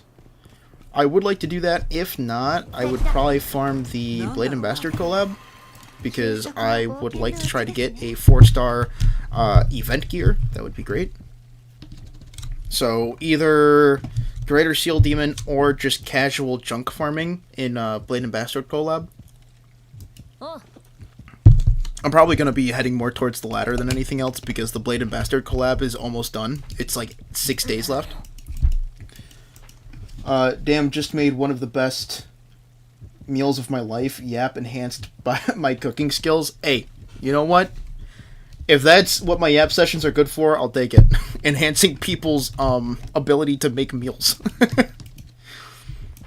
Yeah, I didn't even read what you had to say. I'm assuming this has to do with people you have come in conflict with. Ought to have it out. Yeah, sure, whatever. Alright. Sleepy time. Good night, everyone. And then we would have completed our weekly. And that's done. So all of our weeklies are done. We got 200 green gems from that. And then we got a couple additional goodies from the mission pass that I have. Which is nice. Not as cool as gems, but hey, it's nice. Oh, what the fuck? We'll just go for the purple one. Purple one's always nice. And then we're going to make it back. We are going to... I did not mean to click on that.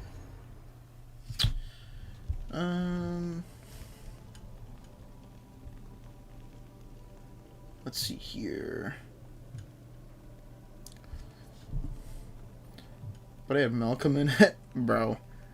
Man, it feels like, they nerfed the Fey Luminary drop rate for the event. They actually did not change the drop rate for the event at all. I'm gonna be so honest. It's just always been that dog shit. So, if you felt like you were lucky, earlier on in the event, or like the drop rates were better, you were literally just lucky. No, I'm not kidding. It sucks. The drop rate for it actually sucks. Excuse me, because I feel like I used to get them all the time at the start. Yeah, no, it literally, the reason why it felt like you were just lucky is because you were actually just lucky. The drop rate was always dog shit. Which is why I kept telling them, like I kept telling people they should change it so then we can actually buy the Fey junk from the exchange shop using the exchange currency. But they just never did. So yeah, it's rough. It's rough out here. I thought it was getting better. No, you're just starting to get more lucky with it.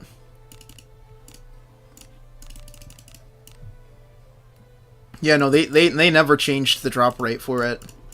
Not that I've seen anyways. Who knows? Maybe they'll change it this coming maintenance. And then you know, for like one final hurrah, so like the last 5 days of the event, Fey junk is just dropped like a shit ton, you know what I mean? That would actually be really nice, especially for people like me who have been having absolute dog shit with the Fey junk. Like, with the Fey junk, I've only been summoning 1 and 2 star whites and greens. And I wish I was exaggerating. But I'm sure that, you know, for the people who've been here since the start of stream, you would understand that my luck is so dog shit that it is actually believable. If we could buy junk, that would be insane. Bro, I know. It would be fantastic. 4-star purple silver infinite glitch. I wouldn't say infinite. Would not say infinite. Because like I said, people like me, we're probably still going to be getting 1 and 2 star white and greens. I farmed over 200 Fey Luminary, and at this point, and still no 4-star Refined Saber and a single 4-star blue Augmented Dragon Slayer. You got a 4-star event equipment? Okay, skip with. I just want to let you know that I have farmed over 400 Fey junk, and the most I have ever gotten is a 3-star blue. And actually, that's not true. I've gotten a 4-star purple. I've gotten a couple. And you want to know what they are? Everything but the fucking event equipment. Literally everything. One of every... Okay, not every. I've got a couple of duplicates, admittedly. But essentially, one of almost every single piece of equipment, with the exception of a couple... and all of the fucking event junk. Or event gear. It's been bad. Oof, yeah, I can't complain anymore. Yeah, well, I mean, I'm not trying to invalidate people's fucking, you know, complaining. I'm not trying to validate that at all. I'm just trying to point out that I'm complaining now. I am the one who's upset. Faye jump Drake, wow, that was a horrible fuck up. Faye junk drop rates are ass, 20 plus days, only 900 total. You got 900? Damn, son. CC really on that fucking grind. Looks at my 12 4-star augmented and refined sabers. I just want one 4-star Trollkin. Bro, I just want one 4-star purple of each. One of each. That's all I'm asking for. That's all I want. That's all I want. And then I can just sit on them for a while and wait until I get some lesser full alt stones and just fuck around with the rolls if I need to, you know? But, no. I ain't got shit. Bro, I am so shit on my luck that I had gotten a refined saber that I thought had good rolls. I checked it out compared to my composite reinforced normal saber, and it is still dog shit compared to it. And this is like a 3-star, like now it's plus 20, so it's maxed out. It's a maxed out refined saber. And it's 3-star. Compared to my 4-star saber that was green, okay? With a couple of composite reinforcements that does not equate it to silver, it is still better than the refined saber that I currently have. How? Bro, like, how is my luck that dog shit? Like, oh my god. You know what I mean? It's crazy. Like, that's why I highly encourage them, you know, this is gonna be the last maintenance until the Blade and Bold, until the Blade and Bastard collab is over, okay? This is the last maintenance. Give us one final hurrah. Fucking either ramp up the Faye junk drop rates, either ramp it up, or have it accessible in the exchange shop. I'm telling you, doing either one would be incredibly goated, alright? And, like, let's say the Faye junk drop rate, let's just spitball what we think it might be. I think it might be, like, 5%. Because it's been abysmal. Like, I've been searching through every chest. I've been fighting every fucking monster. Like, there have even been times where I've, like, just went through the entire 3 floors, killing everything, searching everything, and I have only gotten, like, 5 pieces of Faye junk, you know, on those runs. Sometimes I got lucky, and I only went through the 3rd floor, and I got, like, 5 Faye junk that way, you know? So, like, I think the drop rate for that junk specifically is very shit. So if we can ramp it up from, like, 5%, let's say hypothetically, to, like, fucking 40, you know?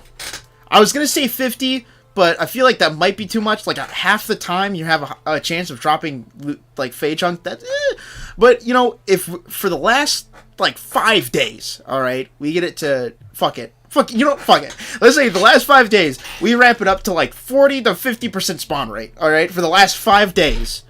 I feel like that would be crazy, bro. Everyone would be farming the fucking, everyone would be farming the Blade and Bastard collab cave. Like, everyone would be going crazy on it. Bro, okay, that's one idea. Or, they say fuck it, and they make all Luminaries junk available in the exchange shop, with the Faye obviously obviously costing the most. But, like, it just being there, so you just passively farm, you know, you just collect every fucking chest, you do some stupid shit, you know, whatever the fuck, you just do some passive farming, whatever the fuck. And then you go on the exchange shop, and it's like, bro, you know, like, fucking, I don't even know, like, let's just say, like 2,500, okay? Let's say something, like, stupidly high like that, because like, even Chaos was saying, oh, well, they give us so much exchange currency, I don't see how they could make it, like, 1,000, I could definitely see, like, 2,000, I'm like, dude, no. I think that's bullshit. I think 500 would be perfectly fine, especially in the last 5 days, you know? 5 days, make it 500 in the exchange shop. Everyone goes fucking nuts on it. You know what I'm saying? But, like, you know, let's just say it's like 2,000. All right. You know, you just do some passive farming, get the fucking Fade Junk from the exchange shop. That's gonna be a good fucking haul. You know what I mean? Pull. Oh, shit. You're right. Okay, really quickly. Before I pull, though, before I grab the bones, I want to know what bones. I have 2 offers, okay? 3. Okay? Here's the offers. We double down on Birkanan, okay? Because we already have, like, 10 summons for Birkanan. We double down on Birkanan. We go for, Exolic dude, you know, Yarmus. Or, we just do a total 180 direction, you know, give up the last 11 summons from the collab, and go towards the Fabled Heroes 2.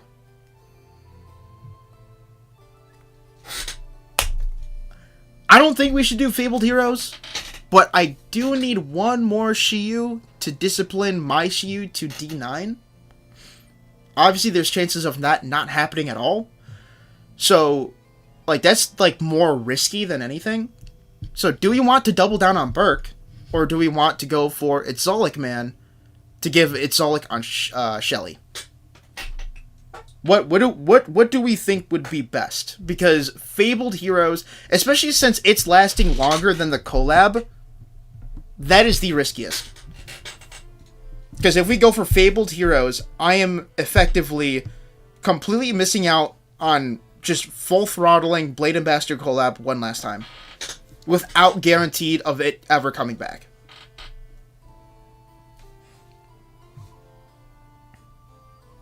Fabled Heroes, Fabled, rate sucks in Heroes Banner.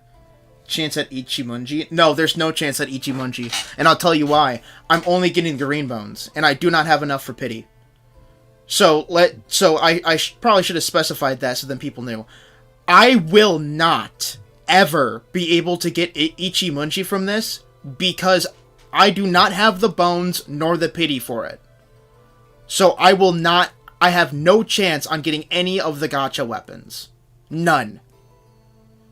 And that counts for both banners. It's Exolic over Fabled Heroes. What discipline is your Burke? I have a lot of Burks. I don't have a fully dedicated Burke. The one that I did have was from last collab, and she's like D3. But I have a lot of alternate Burks already. I'm talking about a lot of alternate Burks. But I mainly want one with Strength IV, so once I do that, we're going to invest all of the alternates and then merge her with the one that I currently have, and she will probably be, at the very, like, lowballing, at the very least, she'll probably be good. Dracom owns Blade and Bastard, and anime has been announced. It's coming back, LOL. They did not confirm it, so we don't know 100%. And right now, because of how bad my luck is, and seeing how it's taken me a long while to get this 11 summon, I would like to roll as high of a chance as possible and not risk it. That's just me. Shiyu dupe then? Then again, they suck for Blade and Bastard too. That's true. That's true. I'm seeing a lot. I'm seeing one for Exolic, and then I'm seeing the rest for Fabled Heroes. Alright. I'm not gonna lie. I'm not happy about it. Do it for Burke. What's the percentage with that IV increased or damage? There's no % chance of getting an IV. There's no like guaranteed chance of getting an IV. The chance to get Burke is like 2%, I think, but that's average. That's the same for every banner specific character. But would an IV increase her damage? Yes, it would increase her damage by a lot. It would increase her damage by a lot, and it would also increase her SP total by a lot. Pull for B&B. Alright, looks like chat is shifting to more B&B now. Okay. Fabled Heroes will get added to permanent eventually anyway. That part I can agree with. Even if, I know that's not confirmed, but even if they don't get added to permanent, they're still going to be coming back. And the reason, like, how I know this is because this is, like, the third time these characters have made a comeback. Maybe not including Shiyu. I can't say for certain Shiyu, but everyone else, yes. But the thing is they've come back, and they're not part of a limited time collab. Like, they've come back multiple times before. So I can definitely agree that even if they don't get added to permanent, I am more likely to see them reoccur than the Blade and Bastard characters.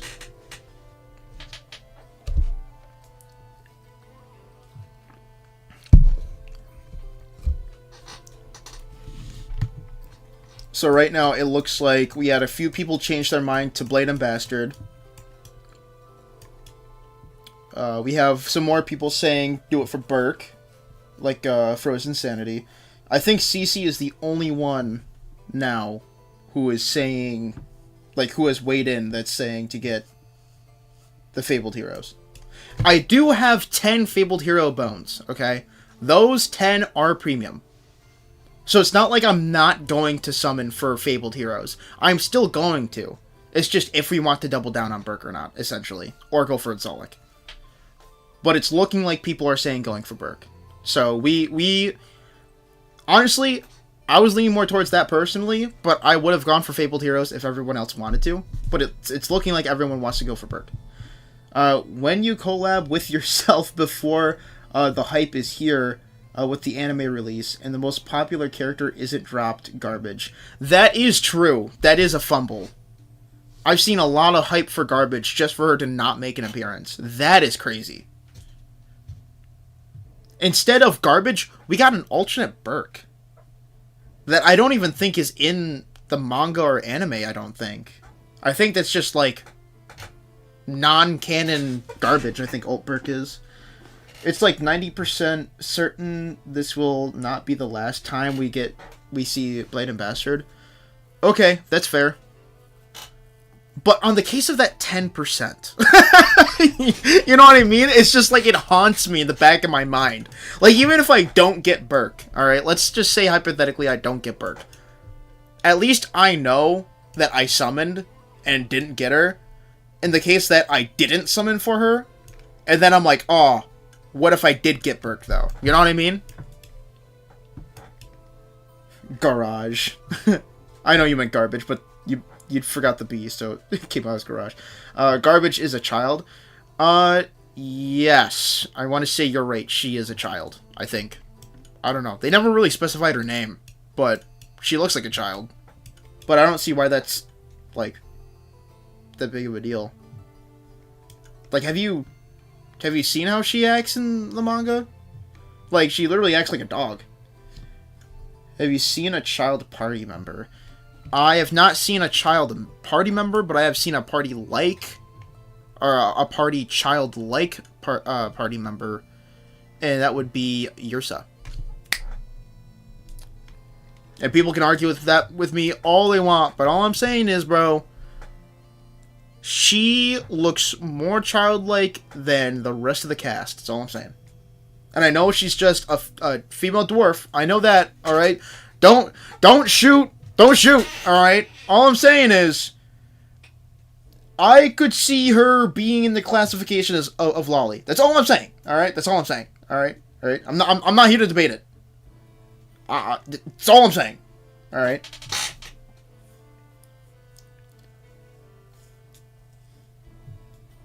She wore that outfit in a recent chapter, I think. Oh, really? See, I didn't know that.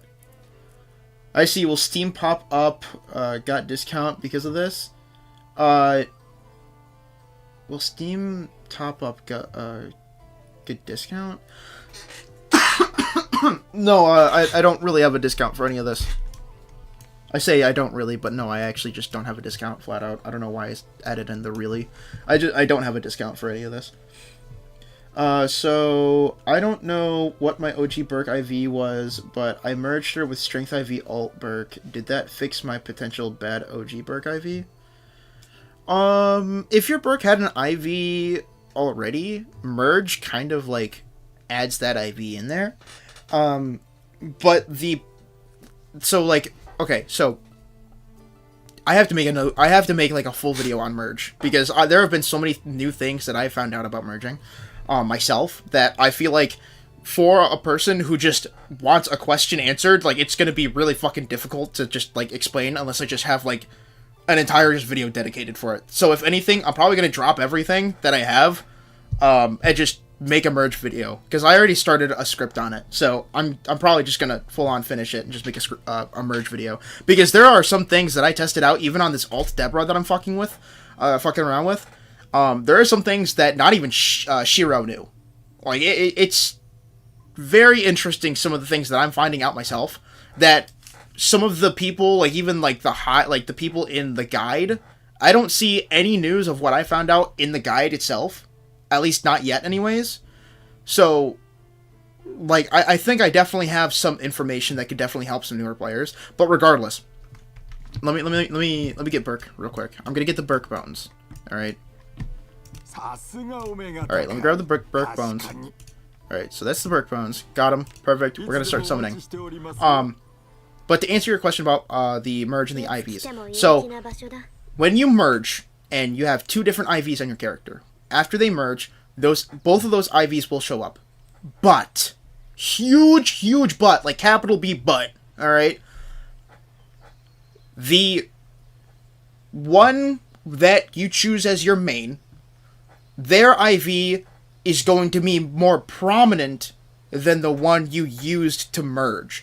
So let's say your alt Berk had a strength IV, alright? And your normal Berk had a dex IV, just as a hypothetical, okay? If you use your alt Berk, alright, and you used your OG Berk, and you merged her into the alt Berk with the strength IV, that Berk is going to have both IVs, but the strength IV is going to be more prominent than the dex IV. And the same could be said if you swap it. So if you used your alt strength IV Berk and moved her into the dex IV OG Berk, she's going to have both IVs, but the dex IV is going to be more prominent.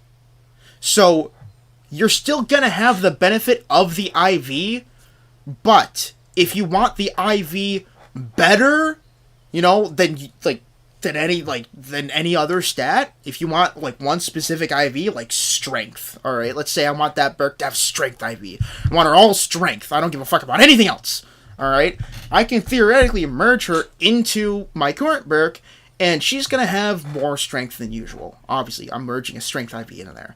But if I swapped it around, so the strength IV, was the base, the one that I want to level up, and I used the OG Berk and merged it into her, that strength IV is gonna be like fucking like a blinker. Like that's gonna be the most noticeable stat on the character.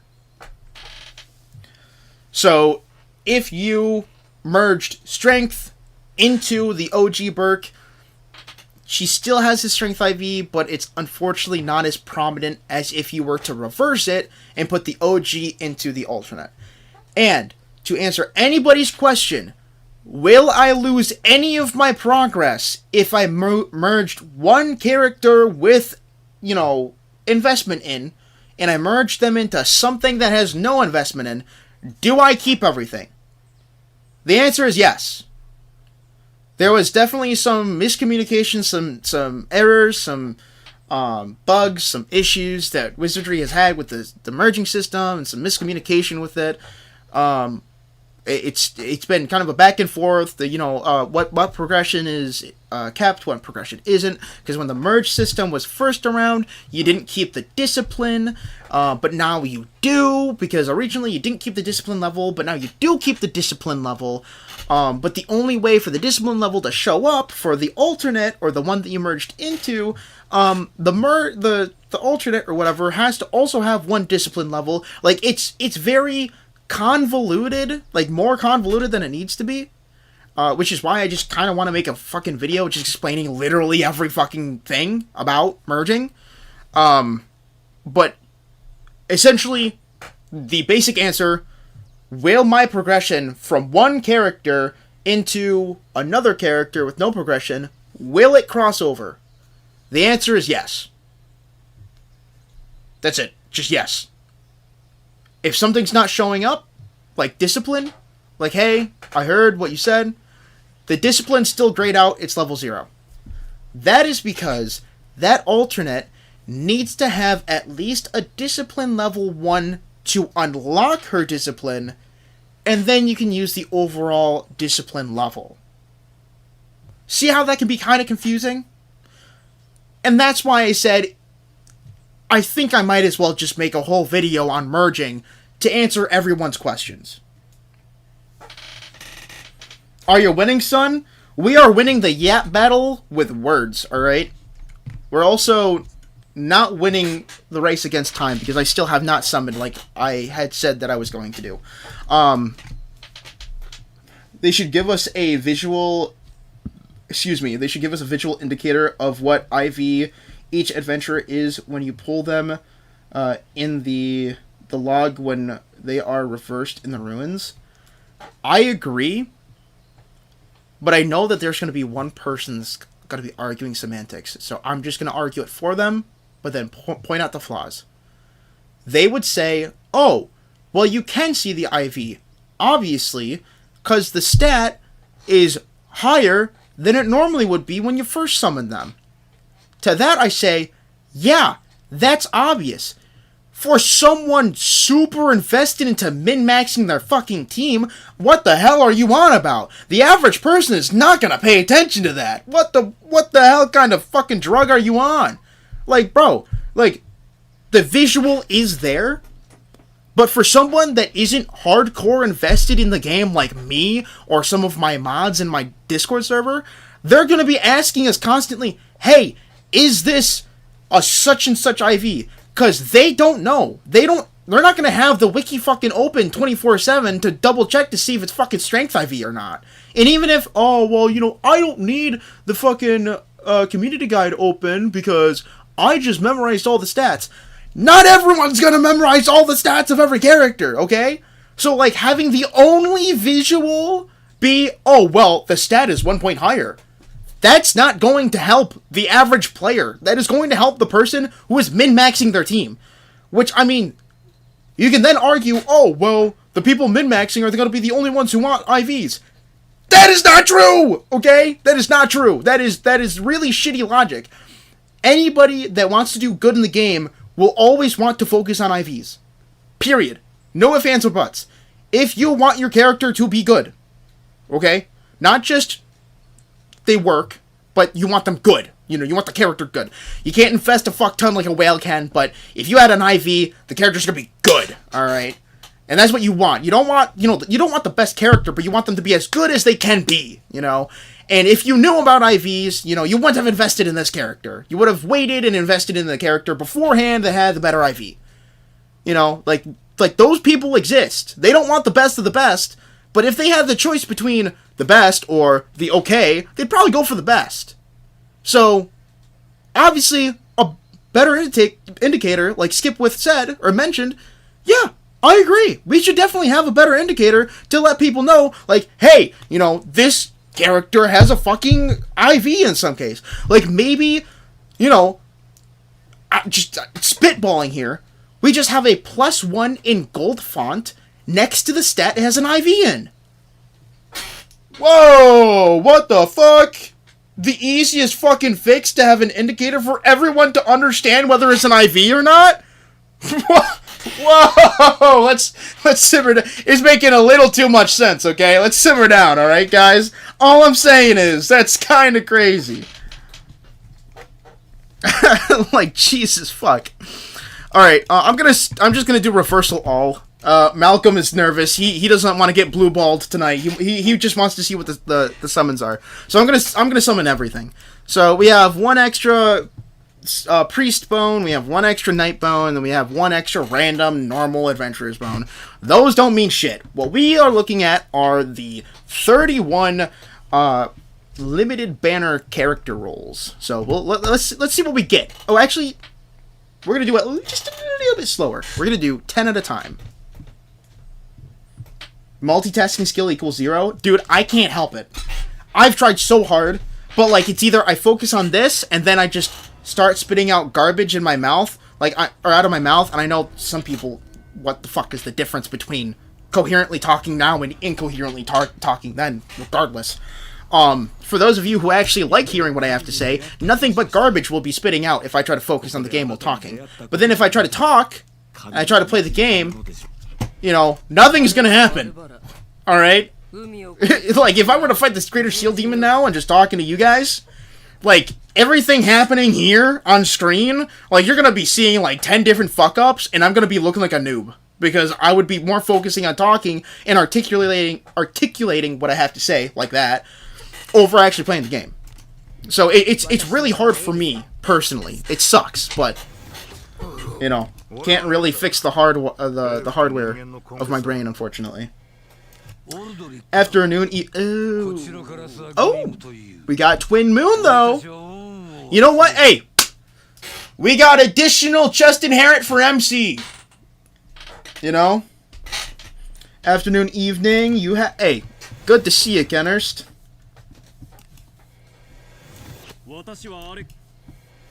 So far, dog shit. Oh, and it's a Yarmil with no secret inherit. Oh, no.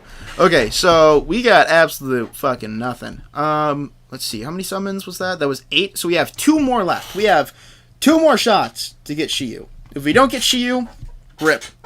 If we do get Shiyu, we are D9ing Shiyu tonight.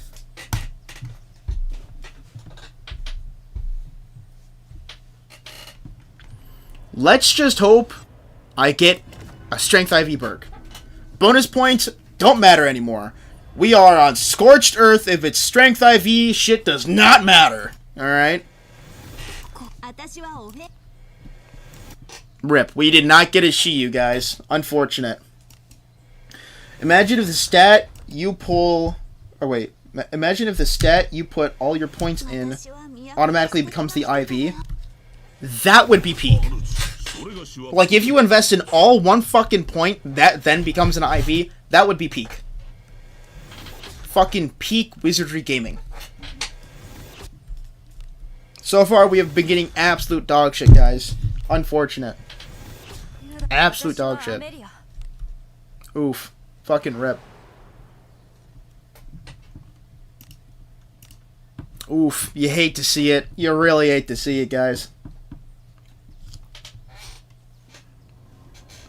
Let's see. Will I luck out? Let's see. Let's see what I get. So far, dog shit. More dog shit. Not even a secret inherit. Fucking rip.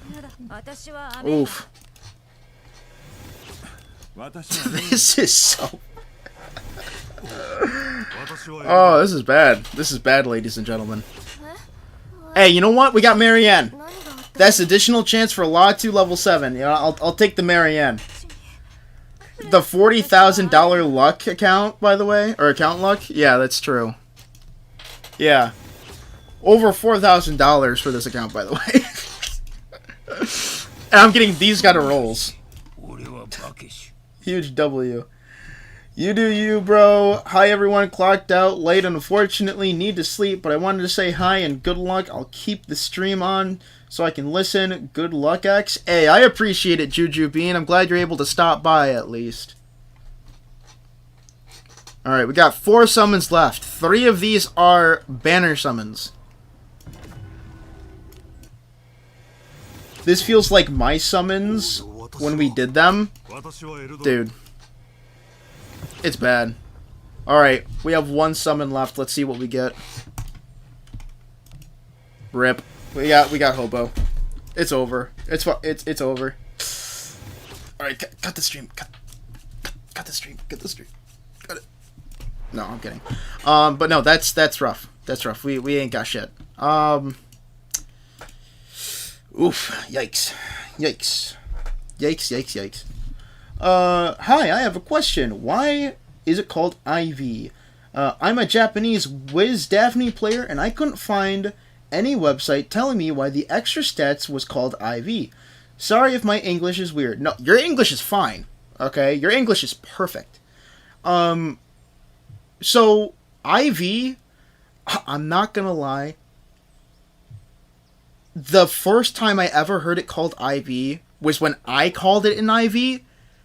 And the reason why I called it an IV is because I took that terminology from Pokemon. Because it's called individual value. So, literally, I saw what was happening and I said, oh, this has a higher IV. At the time, I thought an IV was just one additional point in something, so I didn't think it was anything important. And then later on, I found out, hey, it affects stat growth. But genuinely, I noticed what was happening, and I was like, oh, this character has an IV, you know, a higher IV than the rest of them, so I want that character, you know what I mean? So, I literally, I saw it, day one, I was like, IV! From fucking Pokemon. I mean, I don't know who, like, oh my god, if I can fucking speak. Holy. Somebody who yaps cannot speak. I don't know who popularized, if I can speak. I don't know who popularized the terminology for wizardry specifically. But I know the first place that I heard the terminology used was from me. Because when I started playing the game, there was no community. It was literally like day one. Okay? So, I don't know who popularized the saying in this community, but I just know that I started saying it the moment I fucking saw it. This is unfortunately the axe that we got. This is Levana's axe. It is a 1-star blue. Fucking rip. But, let's see what... how many I have, because I think I had 2 extras before that, or before this, but now I gotta check, because I don't know. I genuinely do not know. Because if we do, we can level it up to Unification 2, but I don't see another one.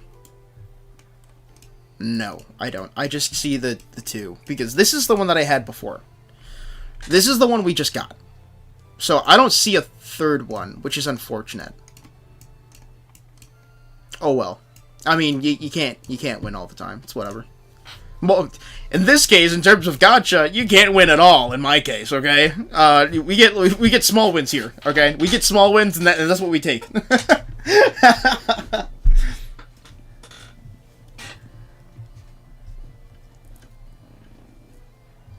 According to Google, that IV just V in Japan. Really? They just call it V in Japan? Oh my god, I see. Mad people were demanding they see the fucking blue axe just to get fucking yeah, guys. Hey, that axe was not worth getting blue balled, huh? Oh, rough. Oh, this is the fucking saber. Wait, hold on. Damn it! Oh, I was hoping that I could fucking get in here and show you guys, like, the difference between my current saber and my refined saber. Damn. Alright. Emotional roller coasters. Emotional roller coasters before maintenance. It's true. It's true. I want the axe. I'm after the axe. Are you serious? Everyone, I want to see the axe. Your boy. Bruh, this axe is dog shit. It's true. It's true. Oh, man. Very unfortunate, though. I was really hoping to, like, compare the two sabers to you guys. Because I wanted you guys to kind of see what I was talking about. Depending on how things go, I don't know. I usually stream Saturdays. Everyone knows this. I don't know for certain if I'm going to be able to stream this Saturday. I don't know. Really depends on what's going on. Because I got most of my schoolwork done. But tomorrow I'm busy. Friday I'm busy. Saturday I'm not entirely busy besides from stream. So we'll see. But I'm just trying to get my schoolwork done. Essentially is all the real issue is. So if I get if I at least get most of my schoolwork done by tomorrow, I should be able to stream just fine on Saturday. If not, then it'll probably be dedicated to Saturday. Also, to those of you who tuned in really, really late in the stream, I'm sorry that I would stream later normally. Most people know that usually I yap through maintenance. I can't really do that too much. Like right now I can yap a little bit longer. I could probably stay until maybe another half hour, maybe. Just yapping to chat and telling you guys and answering you guys' questions and stuff. But I just can't do it too much right now, because I am busy tomorrow. Technically today, because it's 12 a.m. for me now. Because I have to do my taxes. I have to talk to my accountant, today, technically. It's... I don't know. I don't know. I was gonna say, if it ends early enough, I might stream, but I literally just got finished telling you guys that I gotta do my schoolwork. I don't know. We'll see what happens, okay? Most likely Saturday is still gonna be fine, but we'll see. We'll see, okay? It's just shit's kind of hit the fan.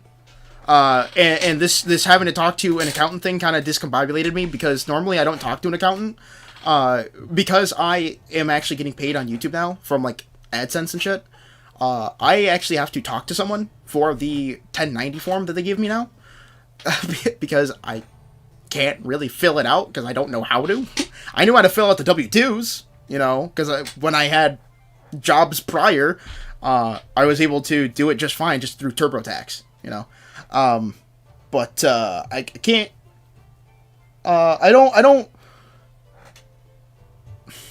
I don't trust myself filling out a 1090 form on TurboTax because I don't really have anybody close to me, in my familiar circle or even my friend circle that has ever filled out a 1090 form. So I can't really even ask for help, guidance to help me get through it, even with TurboTax.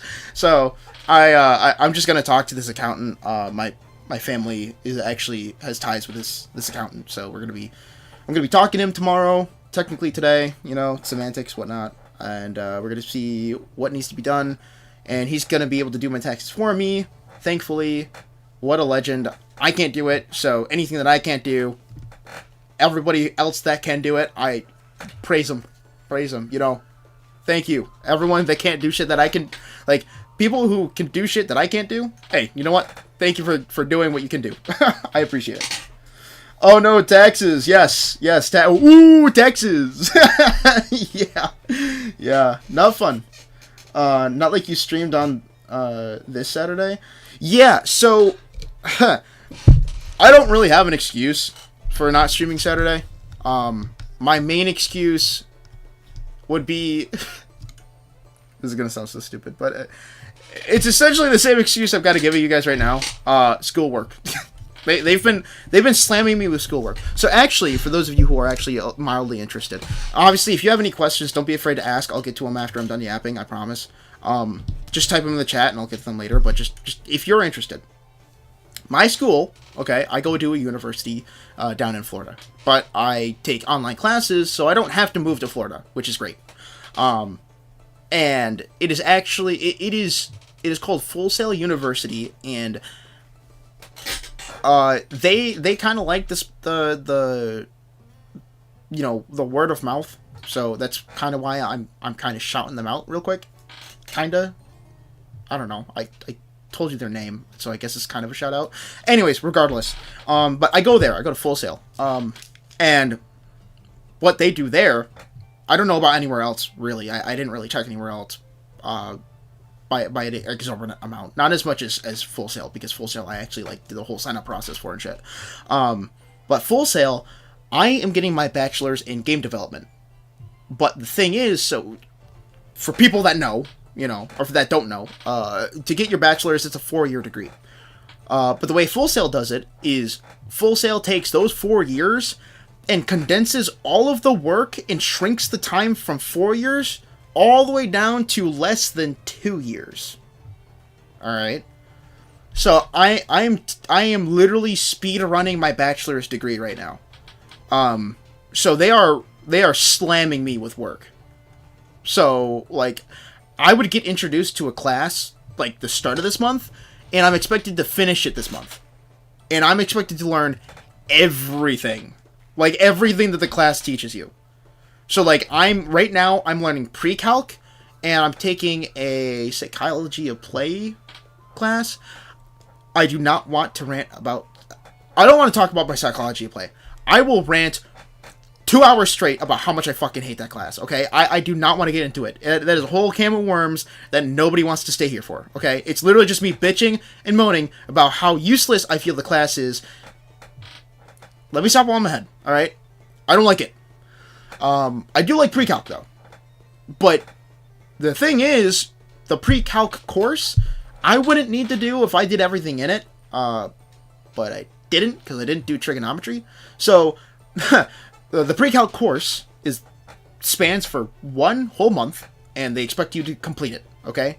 80% or higher to complete it, right? They are fitting Algebra 1, Algebra 2, Geometry, and Trigonometry all into one month course that I need to complete with an 80% or higher, or else I have to retake the exact same course next month, and if I fail it a second time, then I need to talk to some kind of course counselor to see what I can do to somehow make up the credit, or be moved to a different course, or be kicked out of the university altogether. That's just one class. Alright. One class for 1 whole month that I need to make sure that I pass. And that has 4 different subjects in it in one.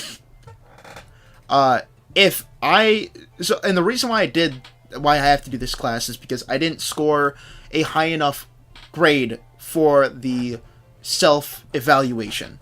So, what they made me do is they made me take a whole, like, I want to say 60 question test. Or it was like, it wasn't a test, excuse me. It was like a refresher, right? And it was all shit that I did before. I'm like, oh, I've done this before. And then went on to like the last bit of like trigonometry, and I'm like, dude, I didn't do this at all. What the fuck am I doing? And like, I'm gonna be so fucking for real. I'm using like ChatGPT and shit. Like, you know, having that kind of help me explain what the fuck is happening. Because like it's bad enough that I don't know what's happening. It would be worse if I got all the answers right, and then I don't get the fucking, the pre-calc class, and then I'm expected to just know everything that pre-calc had.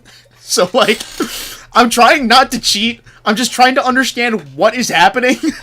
And I'm like, it's telling me, oh yeah, you know, this is the answer because of this, and then if you use the unit circle method, you can find the answer by doing this, and I'm learning it, I'm like, what the fuck is the unit circle method? I'm like, what is happening? So it's like, so unfortunately, I didn't pass. I actually passed with a higher grade than I thought. I want to say you had to pass with an overall grade of 70, and I think I got like a 60, I think. So I was pretty surprised that I did so well. But yeah, so I at the end of the day, I failed, you know, whatever. That's not that big of a deal because they offer to give you a whole entire pre-calc course, which is what I'm doing right now. And they give you 2 chances. The first chance is what I'm doing right now. Second chance is what happens if I fail the first time. And then the third, well, there is no third chance. I have to talk to some kind of counselor to kind of reevaluate what the fuck I'm going to be doing. So, yeah. You know. But, yeah, right now I'm getting a lot of work thrown at me. And I'm actually really liking pre-calc. Like, I'm really liking it. My last week is next week. But I'm really, really enjoying it. The only problem that I really have right now is trigonometry, and it loops all the way back around to the fucking unit circle method. Because I'm reading it. Like, I'm understanding bits and pieces, but, like, the entire thing, I'm just like, bro, what the I have to memorize all of this? I have to memorize an entire fucking diagram, you know, of a circle, and then, like, you know, make sure that the Y and X axes are in it, and then I'm, like, taking I'm taking note of what the degrees are for that angle and making sure that I know what it equates to. Like, I remember, like, 2 out of the 3 that I'm supposed to be learning, or that I'm supposed to, like, memorize, and it's, like, the, like, square root of 3 over 2, comma 1/2, and then the second one was, like, square root of 2 over 2, comma 2 over 2, and then there's a third one, and it was, like, I want to say the number 6, but, like that's all I can remember. So it's, like, there's just, like... And then like my professor, he's a really good professor, admittedly. I really like this professor. But like he was like telling me other ways on like how to memorize the numbers and shit, and I'm like, dude. Oh wait, maybe it didn't have to do with 6. Maybe it had to do with 4. Because actually, I'm thinking about the method that he used, and that's actually kind of helping me. I think it was like, what was it, like 4 over 3, 4 over 2? I can't remember. Regardless, anyways, what I'm trying to say is I've been having issues with the trigonometry and shit. But yeah, it's been a pain in the butt. It's been a pain in the butt. In US, you can kind of choose your classes, but here in EU, you low-key just need to learn all the classes, even if they have nothing to do with your degree. Professors use ChatGPT to make the questions, and students use ChatGPT to answer them. Bro, nobody is learning then. Oh my god, hearing that irritates me, bro. Wow. Because, like, the thing is, for me, okay, I'm not gonna lie, I use ChatGPT too, right? I use some kind of AI to help me get the answer. But what I do that most people don't do is I'm like, okay, great, that's the answer. How do you get it? You know, like, I ask the system, like, how did you get this answer? Like, explain to me the process of how to get this fucking answer. You know, so then I get the answer that I need, you know, I write it down, or I choose it if it's a multiple choice answer, whatever. I get it done, but then I ask the computer, I'm like, hey, how do you get this? You know, let's say I'm stranded in a fucking island, and I needed to fucking do this from memory. Like, I needed to do this without tech. How the fuck do I do this? Alright? And then it literally just gives me, like, a step-by-step, you know?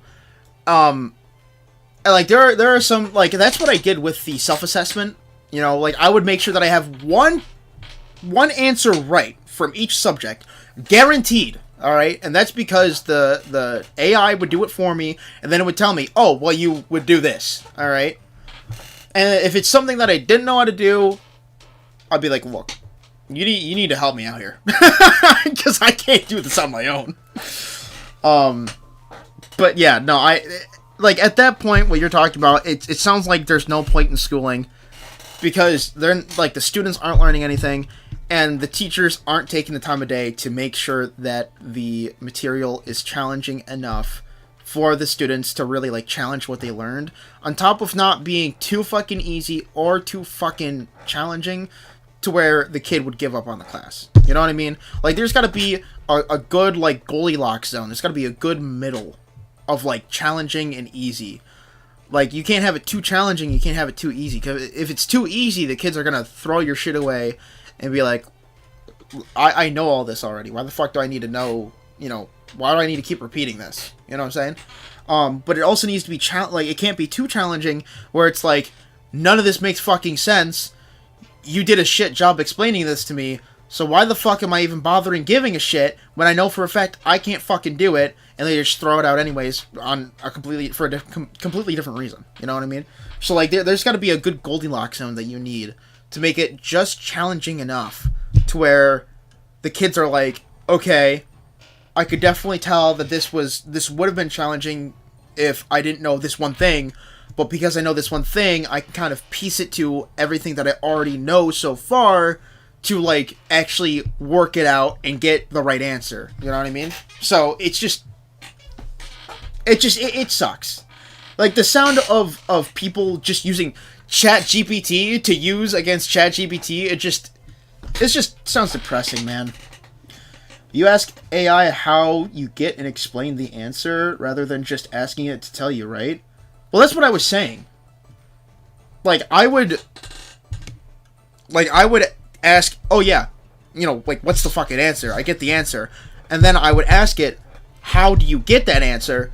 because the thing is the subjects are timed, so I want to make sure that like I get it done as soon as possible. But then I go back and then I look to see how you get the fucking answer. He really is still yapping, huh? Why don't you yap about what I sent in general? Grok asked ChatGPT why it is like that. Sure, man. What about what the fuck are you talking about in general? What?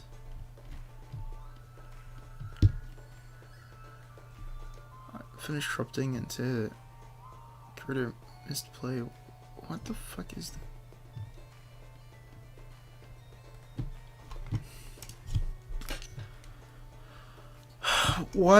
Can you just I don't want to read all this. Can you just explain to me what the fuck this is? Is this like some kind of scam thing that a third party is doing for Wizardry? Like what is happening here? Like I don't like what the fuck is all this?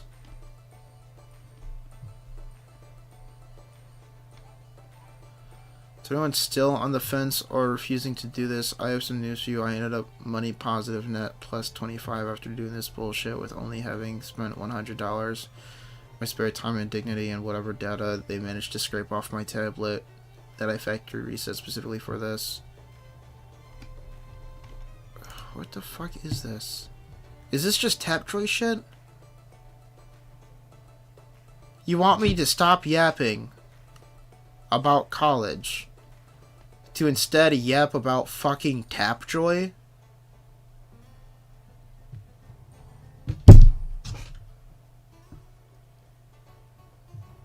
I don't know what you would want me to say on top of this. Yep is always yap. Bro, I just like, oh no guys, Tapjoy is bad. You know, like what do you want me to say to this? Like I don't understand. Oh, why don't you yap about what I said in general? It's bad. It sucks. I'm sad that Wizardry decided to do this. Like, well, what else do you want me to say? Just needs some sort of difference in the yap. Well, nah, Jorget to Tapjoy, my beloved, but I have nothing to say about Tapjoy. Like, I can see both parties' aspects of it, like where they're coming from. Like, oh, it's bad, or oh, it's okay. You know, I don't see anybody saying it's good, but I see people that are indifferent about it. I personally don't have anything to talk about it. It's like, whatever. I just tuned into the Yapathon. Been playing the new PoE League with some whiz in between. Hey, good for you, man. I'm glad that you're finding time to enjoy other games along with Wizardry. You know, I'm sure the league is fun. I'm not too familiar with PoE, but you know what? Excuse me. It's a fun game. Where's the Tapjoy CEO? Yeah, right. Yeah, where's the Tapjoy CEO for sure. Oh, I forgot about the PoE League. It looks fun, but playing other stuff right now, that's fair. That's fair. I've been playing a lot of Monster Hunter Stories 3. Well, when I have the chance between Wizardry and fucking University. John Tapjoy. Yeah. The new belt is insane. Bro, what the fuck? The new belt? Bro, what? Screams of the, discated? I probably mispronounced that, but it's fine.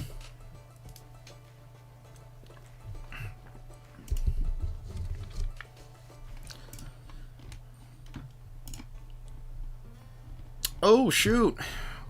We got some new people coming to the Discord. Hey, good stuff. If anybody is interested in joining the Discord and keeping it up, make sure that they're keeping up to date on the Wizardry game, and keeping in contact with the community, don't be afraid to join my server. There is also a main server. It is not official, but it is the main server for Wizardry Variants Daphne, that I believe I probably don't have it in the description. It's in my server. If you want to join my server, just to join that, just leave my server against whatever. No hard feelings. But yeah, if you want to stay in contact with the community and talk about wizardry stuff and maybe a few other different things you want to do, stay connected, definitely join the server. Wait, what is he saying? Started the game a long time ago and had a really long break. Came back a week ago. Looked at released character since. Any idea when Yuzu rerun might come? And where can/should I farm Ninja Gear for her? Yuzu, we're not 100% certain when she's coming back. We do have an idea, though, when it comes to returns, because I think the last Reminiscence character we had was... It was Raph, was it not? How many characters were after Raph before Yuzu? I can't remember. Maybe it was like 2. I don't know. Like, maybe 2 more Reminiscence in characters. This month or early next month? Oh. Alright, well, yeah, I guess there. I don't know. I can't really say for certain. But yeah, the best place for Ninja Gear is either Abyss 4 or the Heat Haze Cave. If you don't have either of those unlocked, there is no reliable way to farm Ninja Gear, unfortunately. New build is common. Getting the right shrines isn't. Oh, I see. You're talking more about the PoE. Gotcha. I almost fell asleep trying to watch her play this at 1 speed and spent 500 turns buffing just to do 1k damage. Wait, what is Gagging talking about? Oh, goodness gracious. We have an ad playing. Oh, I forgot. It's embedded, so it doesn't actually like take into account my actual YouTube account. Okay, yeah, apparently it's Misty's gameplay on the Black Dragon. That's unfortunate. Oh, very unfortunate. I just finished Abyss 3 True Ending. Oh! Oh, good stuff. That means you have access to both Abyss 2 and Heat Haze. That's totally up to you, man. Whichever one you want to farm for. I think farming Abyss 2 might be better because they have better junk rates. You know, especially for Ninja. Especially since you have the ability to get Silver Ninja Gear. But Heat Haze, I mean, if you are a little nervous about Abyss 4 and you're willing to go through the abysmal junk drop rates from Heat Haze, you could definitely farm Heat Haze. Should I unlock the level 70 cap before going to Abyss 4? I would say yeah. Yeah, I mean, there's really no harm in doing that, in my opinion. Congrats on the True Ending. True. True Ending is fairly difficult. Well,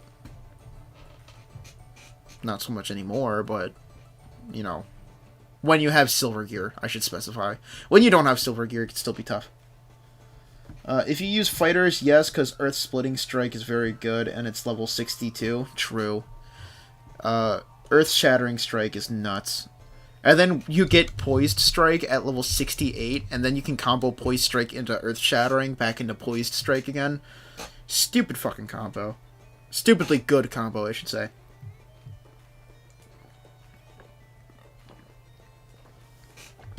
Prolong the She done the Sword Fiend yet? I don't even know who the Sword Fiend is either, so.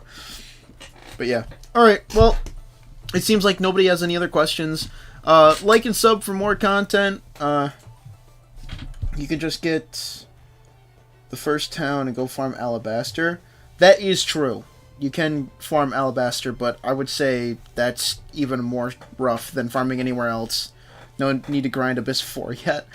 I would say, well, if they want Ninja Gear specifically, you can't farm Alabaster for Ninja Gear. Not unless you, I mean, maybe it has a chance to drop, like, Steel Tier Ninja Gear, maybe, but it's really not worth farming Ninja Gear in Alabaster, because I don't even think it drops it. Yep, till maintenance ends, don't be a bitch. Shut the fuck up, Worse. You don't fucking understand what the fuck I need to do, alright? I actually need to wake up and do things. Today, technically. My comp is Shiyu. Shiyu, Sam, Lana, Knight, a Banyas Fighter for front, and MC Thief. What the fuck is that? Alchemist Priest? I don't know who... Oh, is that Alice? Did you mean Alice? Alice Priest and Shelly Mage backline right now. Want to replace Shelly for Yuzu? Yeah, that would work. Definitely. I would recommend changing Lana into a fighter too when you get a chance, but yeah, replacing Shelly with Yuzu is definitely a good idea. Thanks for the stream, bro. I'm going to take a power nap, I think. Hey, go for it, Skip with. Power to ya. You know what I'm saying? Alabaster, okay, noted. I'll look how to unlock it then, thanks. It drops the ninja body armor weapons he needs, Oni Island. He would need to do exam for Oni. Yeah, but I mean, Alabaster has such shit fucking drop rates for chests, it's just not worth it, in my opinion. Like, really, he should just, like, go through, like, the early stages of Abyss 4 at that point. Especially since, like, you have decent chest drop rates, and the junk piles that you get from there has, like, fairly decent, rates for when you actually summon the junk from it. I just don't think Alabaster is the way to go. Alabaster is, like, if you want good, like, blessings on an armor piece, and you want, like, a high chance of getting that, or if you want hunting boots. In my opinion, that's, like, the only reason why you would want to go to Alabaster. And for the higher ranking players, like, the players who are, very high, like, late game, they're only farming Alabaster for hunting boots. They just do not care about anything else. Because steel tier gear, the only time they would ever use anything steel quality would be because it's a 5-star red. If it's not a 5-star red, they're not going to be using it. Because you can easily get 4-star purple on church fields of Abyss 4. Isn't early A4 still ebon with a bit of silver? Yes. But the thing is, Alabaster is just steel with hunting boots, from what I'm aware of. I don't think it has any ebon steel tier gear in it, is what I'm saying. Hunting boots, my beloved, 22 action speed off a 2-star purple. Yeah, bro, hunting boots are fucking insane. I just bum rush chests if they spawn close to Harken on repeat in Alabaster. Dude, there's like, on average, the most chests that spawn is like 4. Like, I just do, Chaos's run. I just grab all the chests in the first area, and then I leave, and then I go back in. Like, floor 2 is not worth, like, farming at all. Especially with the fucking Gorgons. Oh my god, bro. Like, there's just no point. With the fucking Gorgons there on floor 2 that respawn every fucking single time you reset the fucking map, there's no point. Like, I'm not even saying, like, curse wheel. I'm, like, saying, like, you leave and come back and they respawn. Like, there's just no fucking point. Just bum rush the fucking chests on the top floor, leave the fucking area, and then go back in and then do the same thing and just rinse and repeat. Like, honestly, that was the most bearable way that I was able to do it. Without having to, like, you know, semi-focus on it. Yeah, everyone does only first floor. It's because it's the most tolerable way. That's why everyone does floor 1 only. Because it's the most tolerable way. If you are going through, like, floor 2, and you're, like, going through, like, the Gorgons just to get to the Harken, it is, like comparatively speaking, it is miserable. It is fucking miserable. Oh my god, it is so... Like, I know it sounds like I'm exaggerating, but genuinely, just the Gorgon fight alone, like, forget about the chest drop rate. Let's say the chest drop rate's alright, you know? Let's say it was from bad to okay. Because let's be honest, the chest drop rate in Alabaster, it fucking sucks. It sucks so much ass. Like, it's so fucking bad. But let's say it's okay. Even if the chest rate was okay, the fact that the Gorgon fight is always fucking there, and it does not guarantee junk drops, is dog shit. Okay? Now, if it guaranteed junk drops, I'm gonna be honest, I'd be fighting Gorgons every fucking run. So fucking deadass. So real. But it doesn't. It doesn't guarantee junk drops. So why the fuck would I go through the pain of fighting it when I can just farm the shit the really ass fucking drop rates on floor 1, dip, and leave, and see if they respawn. If they don't respawn, I fucking leave again and reset the fucking map, bro. No way, I am not going through floor 1 Alabaster with no fucking chest drops. You are fucked. You got me fucked up if you think I'm gonna do that. That is crazy. No way. Alabaster is silver tier? I don't remember seeing, like, silver tier in the Fae stuff. I don't know, maybe I'm just misremembering. I would check right now, but I can't unless I want to open up my web browser and go a little digging, but I really don't want to.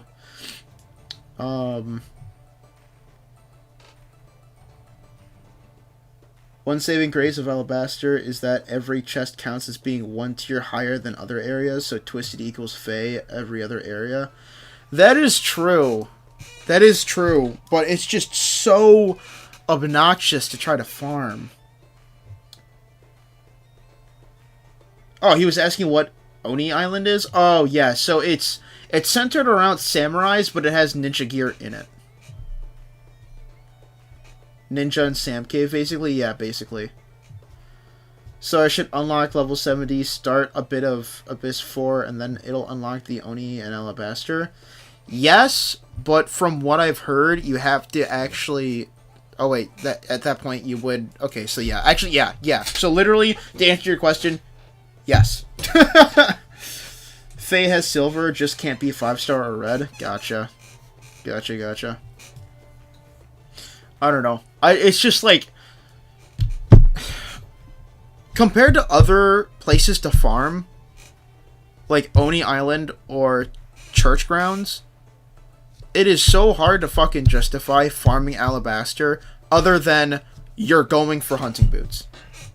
Like, it's so hard to justify going into Alabaster outside of wanting hunting boots. Unless you have, like, really, really ass gear, and you need, like, a 5-star red to, like, save your ass for whatever reason. That should never be the case. But, like, unless you're, like, are in desperate need of some fucking, like, higher end gear, no matter what quality it is, there should be no reason to go into Alabaster other than for hunting boots. Wow, I suck at this game. Well, just because I'm not good doesn't mean I'm not going to enjoy playing it. I don't know why you say you suck at the game, but as long as you're having fun, that's all that really matters. I'm still farming for chainmail, but finding a good pair of hunting gear is a pain. 100% yes. Yes. I think the hunting gloves aren't too bad. I think the accuracy it gives you is really, really good, especially for rangers. Obviously, if you have good Separation Cave gauntlets, and you have the option to put those on, obviously you're going to want them, because they give you Charming Confusion Tolerance, which are the two shittiest fucking statuses you have to deal with. But, I mean, if you can't put on the gauntlets, I would say that the Ranger gloves are like the next best thing, in my opinion. But really, the hunting boots are the reason why you want to go to Alabaster. Because they have action speed growth, and they also have innate 5 surety, which is insane, because the only other boots that have 5 surety is the alternate Deborah's Gotcha Gear boots. Are the only ones that have... sorry, it wasn't 5 surety, it was 4 surety. Excuse me. But innate 4 surety is incredibly good for boots, especially since boots can't naturally learn... what the fuck? Boots can't naturally learn... Fuck, I did it again. Boots cannot naturally learn...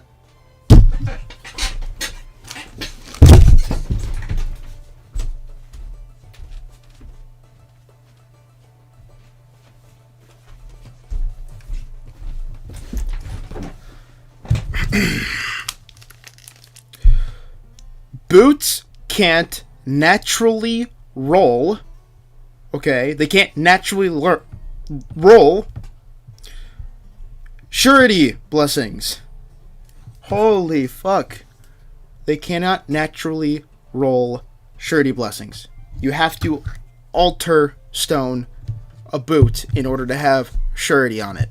So the fact that hunting boots have innate surety is really, really good.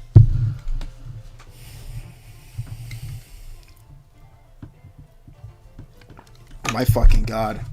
Clip farming, bro, I wish I could use that as an excuse, bro. I don't know what it is, but I just could not stop saying learning.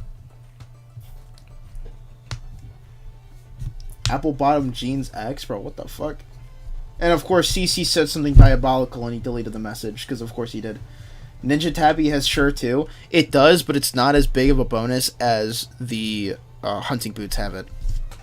And the innate growth on Ninja Tabby is not nearly as high as Ninja Boots. That's why I always say that the Ninja Tabby... excuse me. Maybe I'm wrong on the surety, because I'm thinking about it. Maybe the Ninja Tabby does have 4 surety. But I know that it does not have the action speed growth that Hunting Boots have. That's why I always say that Ninja Tabby, like Shrouded Ninja Tabby, okay? Not the Ebon Steel tier, the Silver tier. The Shrouded Ninja Tabby is the off-brand of Hunting Boots. So if you have, like, really good roll Ninja Tabby, you don't desperately need to get Hunting Boots. Alright? Really good Hunting Boots, obviously, are going to be better than really good Ninja Tabby.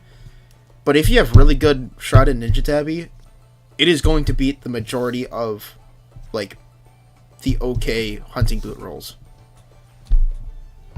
Like, good Ninja Tabbies, good Shrouded Ninja Tabby rolls, are good if you don't have good Hunting Boots rolls.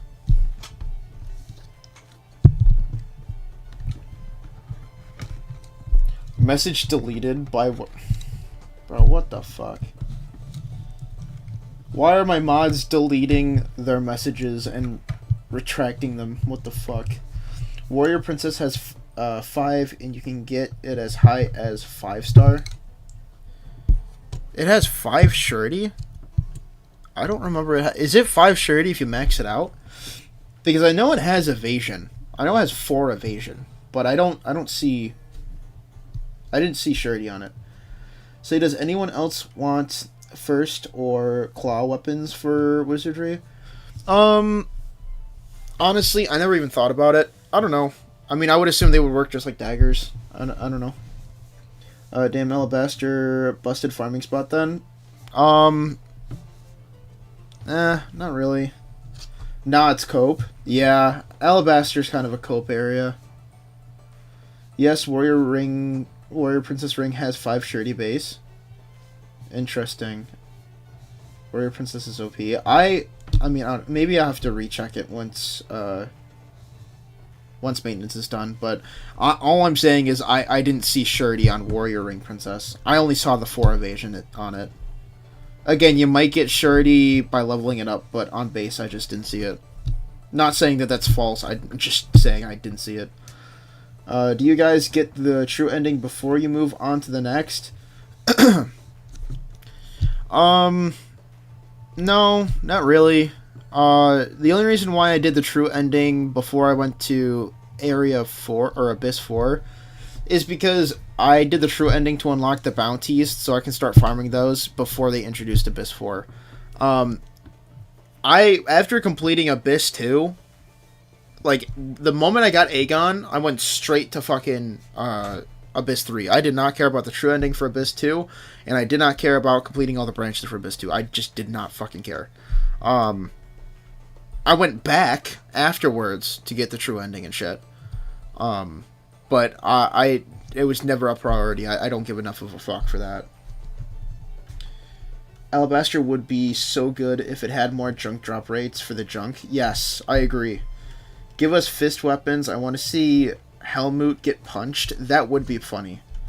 It is nice that you could just need to go to floor 1 for Twisted and Fey. That's true. If you had to go deeper than that for Alabaster, bro, I think Alabaster would be fucking cooked. I'm not gonna lie. I think it would. I think everyone would, like, forget about it, like how everyone has forgotten about Flower Cave. Oh, it'd be so real. And the reason, you know, it's crazy because the Flower Cave is actually not a... Okay, I'm going to say something a little...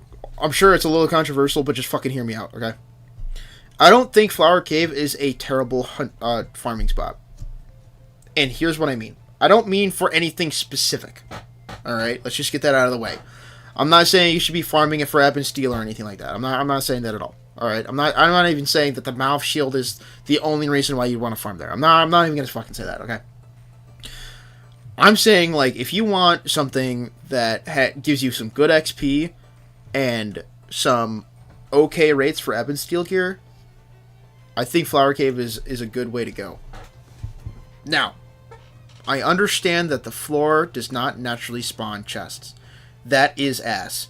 That is massive fucking asshole. I get it. Totally get it. Totally understand. Totally agree. I'm not going to argue with that. Totally fucking shit. But the spawn rate for cursed dolls in that fucking area is fucking stupid. I'm saying, like I went through one run just filling out the map. I encountered 5 groups of enemies with 2 to 3 cursed dolls. Just trying to fill out the map. That's it. Like, that is massive. Like, I got some really good fucking XP from it. Like, really fucking good. I'm talking, like, I got, like, level 65s, getting, like, 54,000 fucking XP per one group of enemies killed.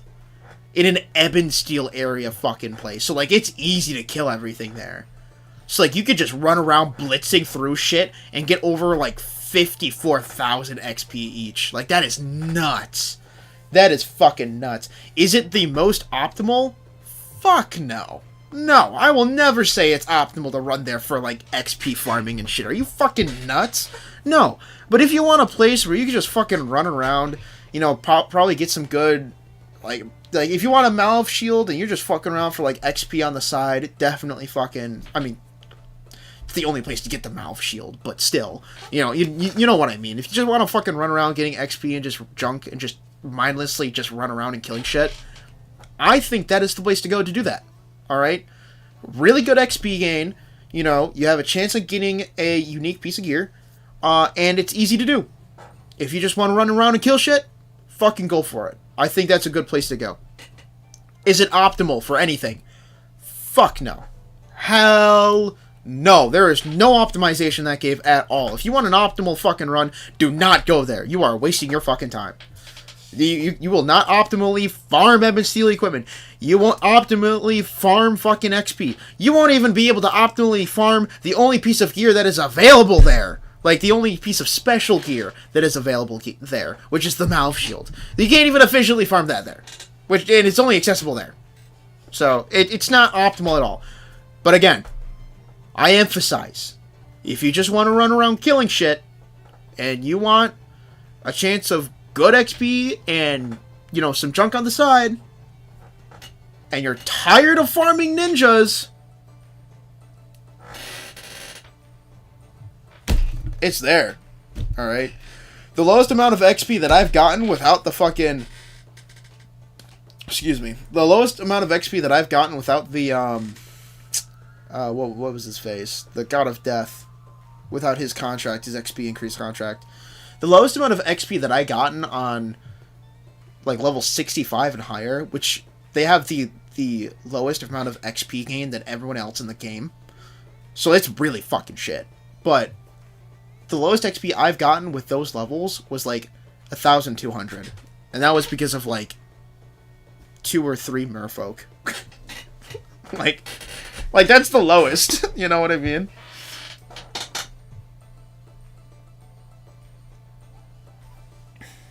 What the fuck? Wait, what's happening? If you want better loot junk in the collab event, you need to get True Ending in Abyss 2. I got to A3 Zone 8 and was still getting bad junk. Had True Ending A2. Get the Luminous. Interesting. Yeah, I did the entire... I just did the True Ending for everything. Like, for all of the event collab, I meant. So I had no idea. They do like weird karate chop kind of. Pickerel was bugged in My very run and didn't show up, so I said fuck that and went to A3. I tried going back for the Pickerel quest and I still can't fucking find him. He just does not spawn for me. Like, I know where to find him, but what I'm saying is he just didn't spawn for me. It was fucking shit. I would punch everything if we got a monk or... I'm not even going to try to pronounce that. I can't. Or a whatever the fuck class. Or fist type attacks. I gotcha. Capcom do some weird shit in 2026. First, DSL and now Alex is a redneck. He married his cousin and knocked her up. Fucking who? Any idea what the update is about? It's about Gerard. We're getting Gerard alternate from what it looks like. The added trust dispatches worth running. Was blasting Breach and PoE and Wiz added that. Yeah, who the yeah, Street Fighter 6 is a trip for Alex. Who the fuck are you talking about, bro? What? If you have a spare Lana and if you are super lucky. Yeah, if you want to farm the what the fuck was it called? I don't know, the Lana Trust dispatch. If you want to run her and you have like an extra Lana on the side, I would definitely encourage it, because you actually have a chance on getting junk that then has a chance of dropping her gacha equipment. It's like the Paragon junk piles or whatever the fuck. So like, the dispatch normally gives you Blossom junk, but it has a chance in giving you Paragon junk, which the Paragon junk has a chance of giving you the gacha gear for Wana. And yes, that also includes the Cuisinart. That includes like literally everything that has to offer with her. So it's like you have a chance of a chance of a chance to get this, which is already really good. But from my understanding, is like all the junk from that all the gacha gear is in has a chance of giving you a 5-star. So like that's really really fucking good. Really good. Haven't kept up with Street Fighter since 4. Bro, what the fuck? Alex is the main character from Street Fighter 3rd Strike, and he's back in 6 as DLC, and his story is Redneck Central. Okay.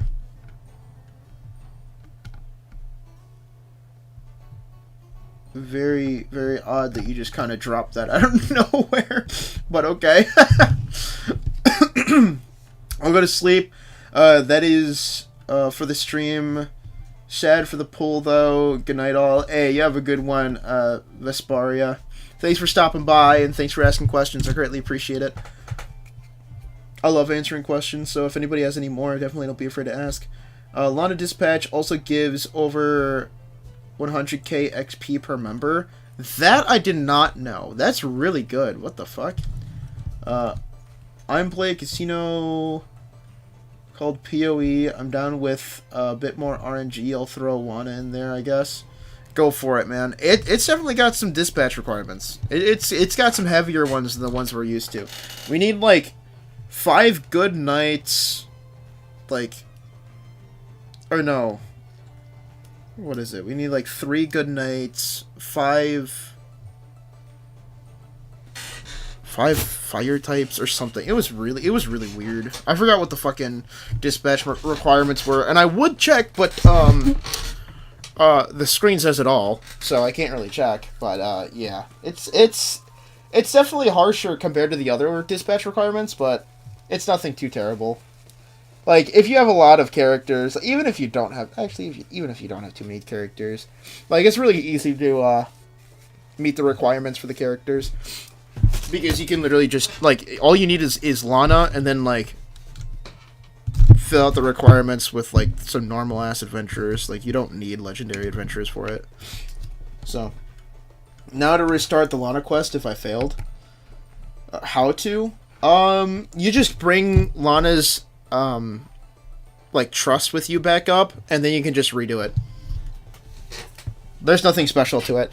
The only reason why you can't do it again right now is because whenever you fail the quest, Lana loses, like, half of her current, like, half of her current, like, trust or whatever the fuck. Like around there. That's not exact, but it's around that area. So just boost it up just a little bit more. Just like talk to her in the tavern and like in camp sometimes, and boost it up, and then you'll be able to redo it. It's really nothing super crazy. Have to build trust? Yeah, exactly. Depends on the level, I guess. Depends on the level, I guess. Like, what, the trust level? You probably meant, like, the level of the character, right? It's just a trust level. It's nothing super crazy. Just increase your trust. Because you lose some if you lose the fight, or the quest. And then you can just regain it by doing stupid shit. You can just run around doing adventures, so you don't have to talk in taverns and shit. It's just talking in taverns and shit just makes it easier, makes it faster.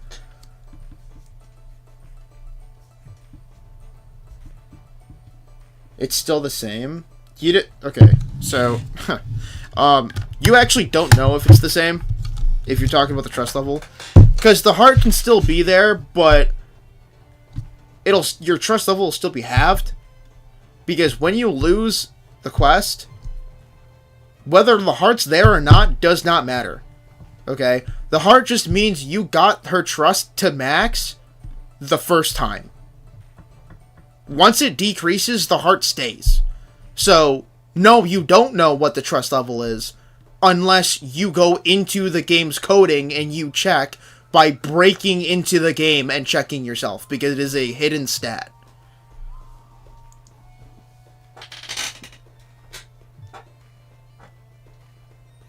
To rebuild trust with Lana, just go kill Helmut a few times with her in the party. Yeah, you could do that. It's whatever. You could just run around with her in your team.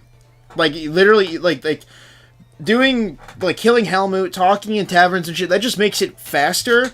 But if you don't want to do all that, and you're just like, I'll do the quest later, because I don't care enough, like, you could just have her fucking, you know, walk around with doing shit. They go up 3 rounds of 10k XP per Lana dispatch. Yeah, I see. No, X, that level comment was the difference in XP in the dispatch. I've heard as low as 90k, and Brosif over there said 250k. Holy, wait, what? I'm gonna be so fucking for real. All of my characters, except for Birkanan that I have on dispatch, are level fucking 40, and I have not, like, unlocked their level cap past that. So I have no idea how much fucking XP I'm gonna be getting with them. I just know that Birkanan has been stuck on level 69 for the past 2 to 3 dispatches on Lana's dispatch, and she has not leveled up yet. After, like, 3 dispatches, so... yeah. Bog of the XP is on 3 stages. It's 90 times 3. Yeah, I don't know. I don't know about all that that hoopla. I just know that unless you have good luck, I don't think, or if you have a free dispatch slot, because really, who the fuck does crazy dispatches? Unless you don't have a free dispatch, or unless you have a free dispatch slot, it's not worth doing the dispatch, honestly. But then again, who is super busy with their dispatches that they can't do the Lana request? You know what I mean? Because, like, even with 2 dispatches, like, I have 1 for iron ore, and then the other dispatch would normally just be for silver tier junk farming. But, like, even then, I don't even need it. So, like, I just have the silver tier junk farming do just Lana's quest. So, like, because I don't know. I don't know. Maybe I retract that statement about it's not worth unless, because at the end of the day, you can get Queasy in art. So, I mean, I don't know.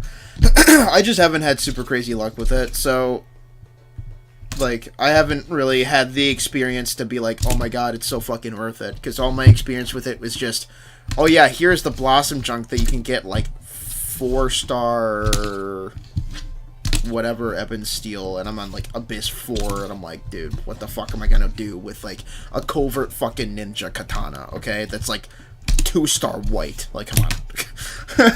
You know? So, I don't know. I feel like you can easily just make a dispatch for Lana's personal dispatch. Because, like, you get 2 by default. Like, there should be no reason why you would argue against doing Lana's personal dispatch. Unless you just don't have it, you know. If you don't have it, then never mind. But if you do have it, there's no reason not to do it. So people don't check their dispatch report? Fuck no. What the hell? You think I give a shit about dispatches that much? Yeah, okay, pal. Look, all I care about is if the completed stamp is on it or not. If it's not, that means I need to do it again. If it is there, that means I can celebrate, and then I need to do it again. I don't look any more than that. Like, I do not give any more of a shit. I do? Hey, more power to you, Malcolm. I do not. There is no reason for me to read that, in my opinion. If the Paragon junk is there, time to celebrate. If it's not there, fuck my my shitty luck, and time to get back to the grind. Excuse me. Excuse me. Fuck. Forgot I had her quest. I'll knock it out after maintenance. Hey, I definitely encourage you to. Camp Convos is the fastest, I think, to build trust. It might be. I don't know. I just know that you can fail opening a chest on floor 7 of the beginning abyss, and then after failing opening a chest once, you can go to the camp, and then you'll have a high chance of doing a trust dialogue with the character. And, like, you could just do that a couple times. You can max out their trust easy.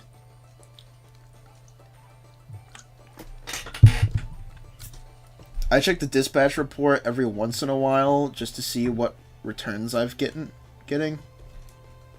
I've only checked it once because the game's tutorial told me that I could.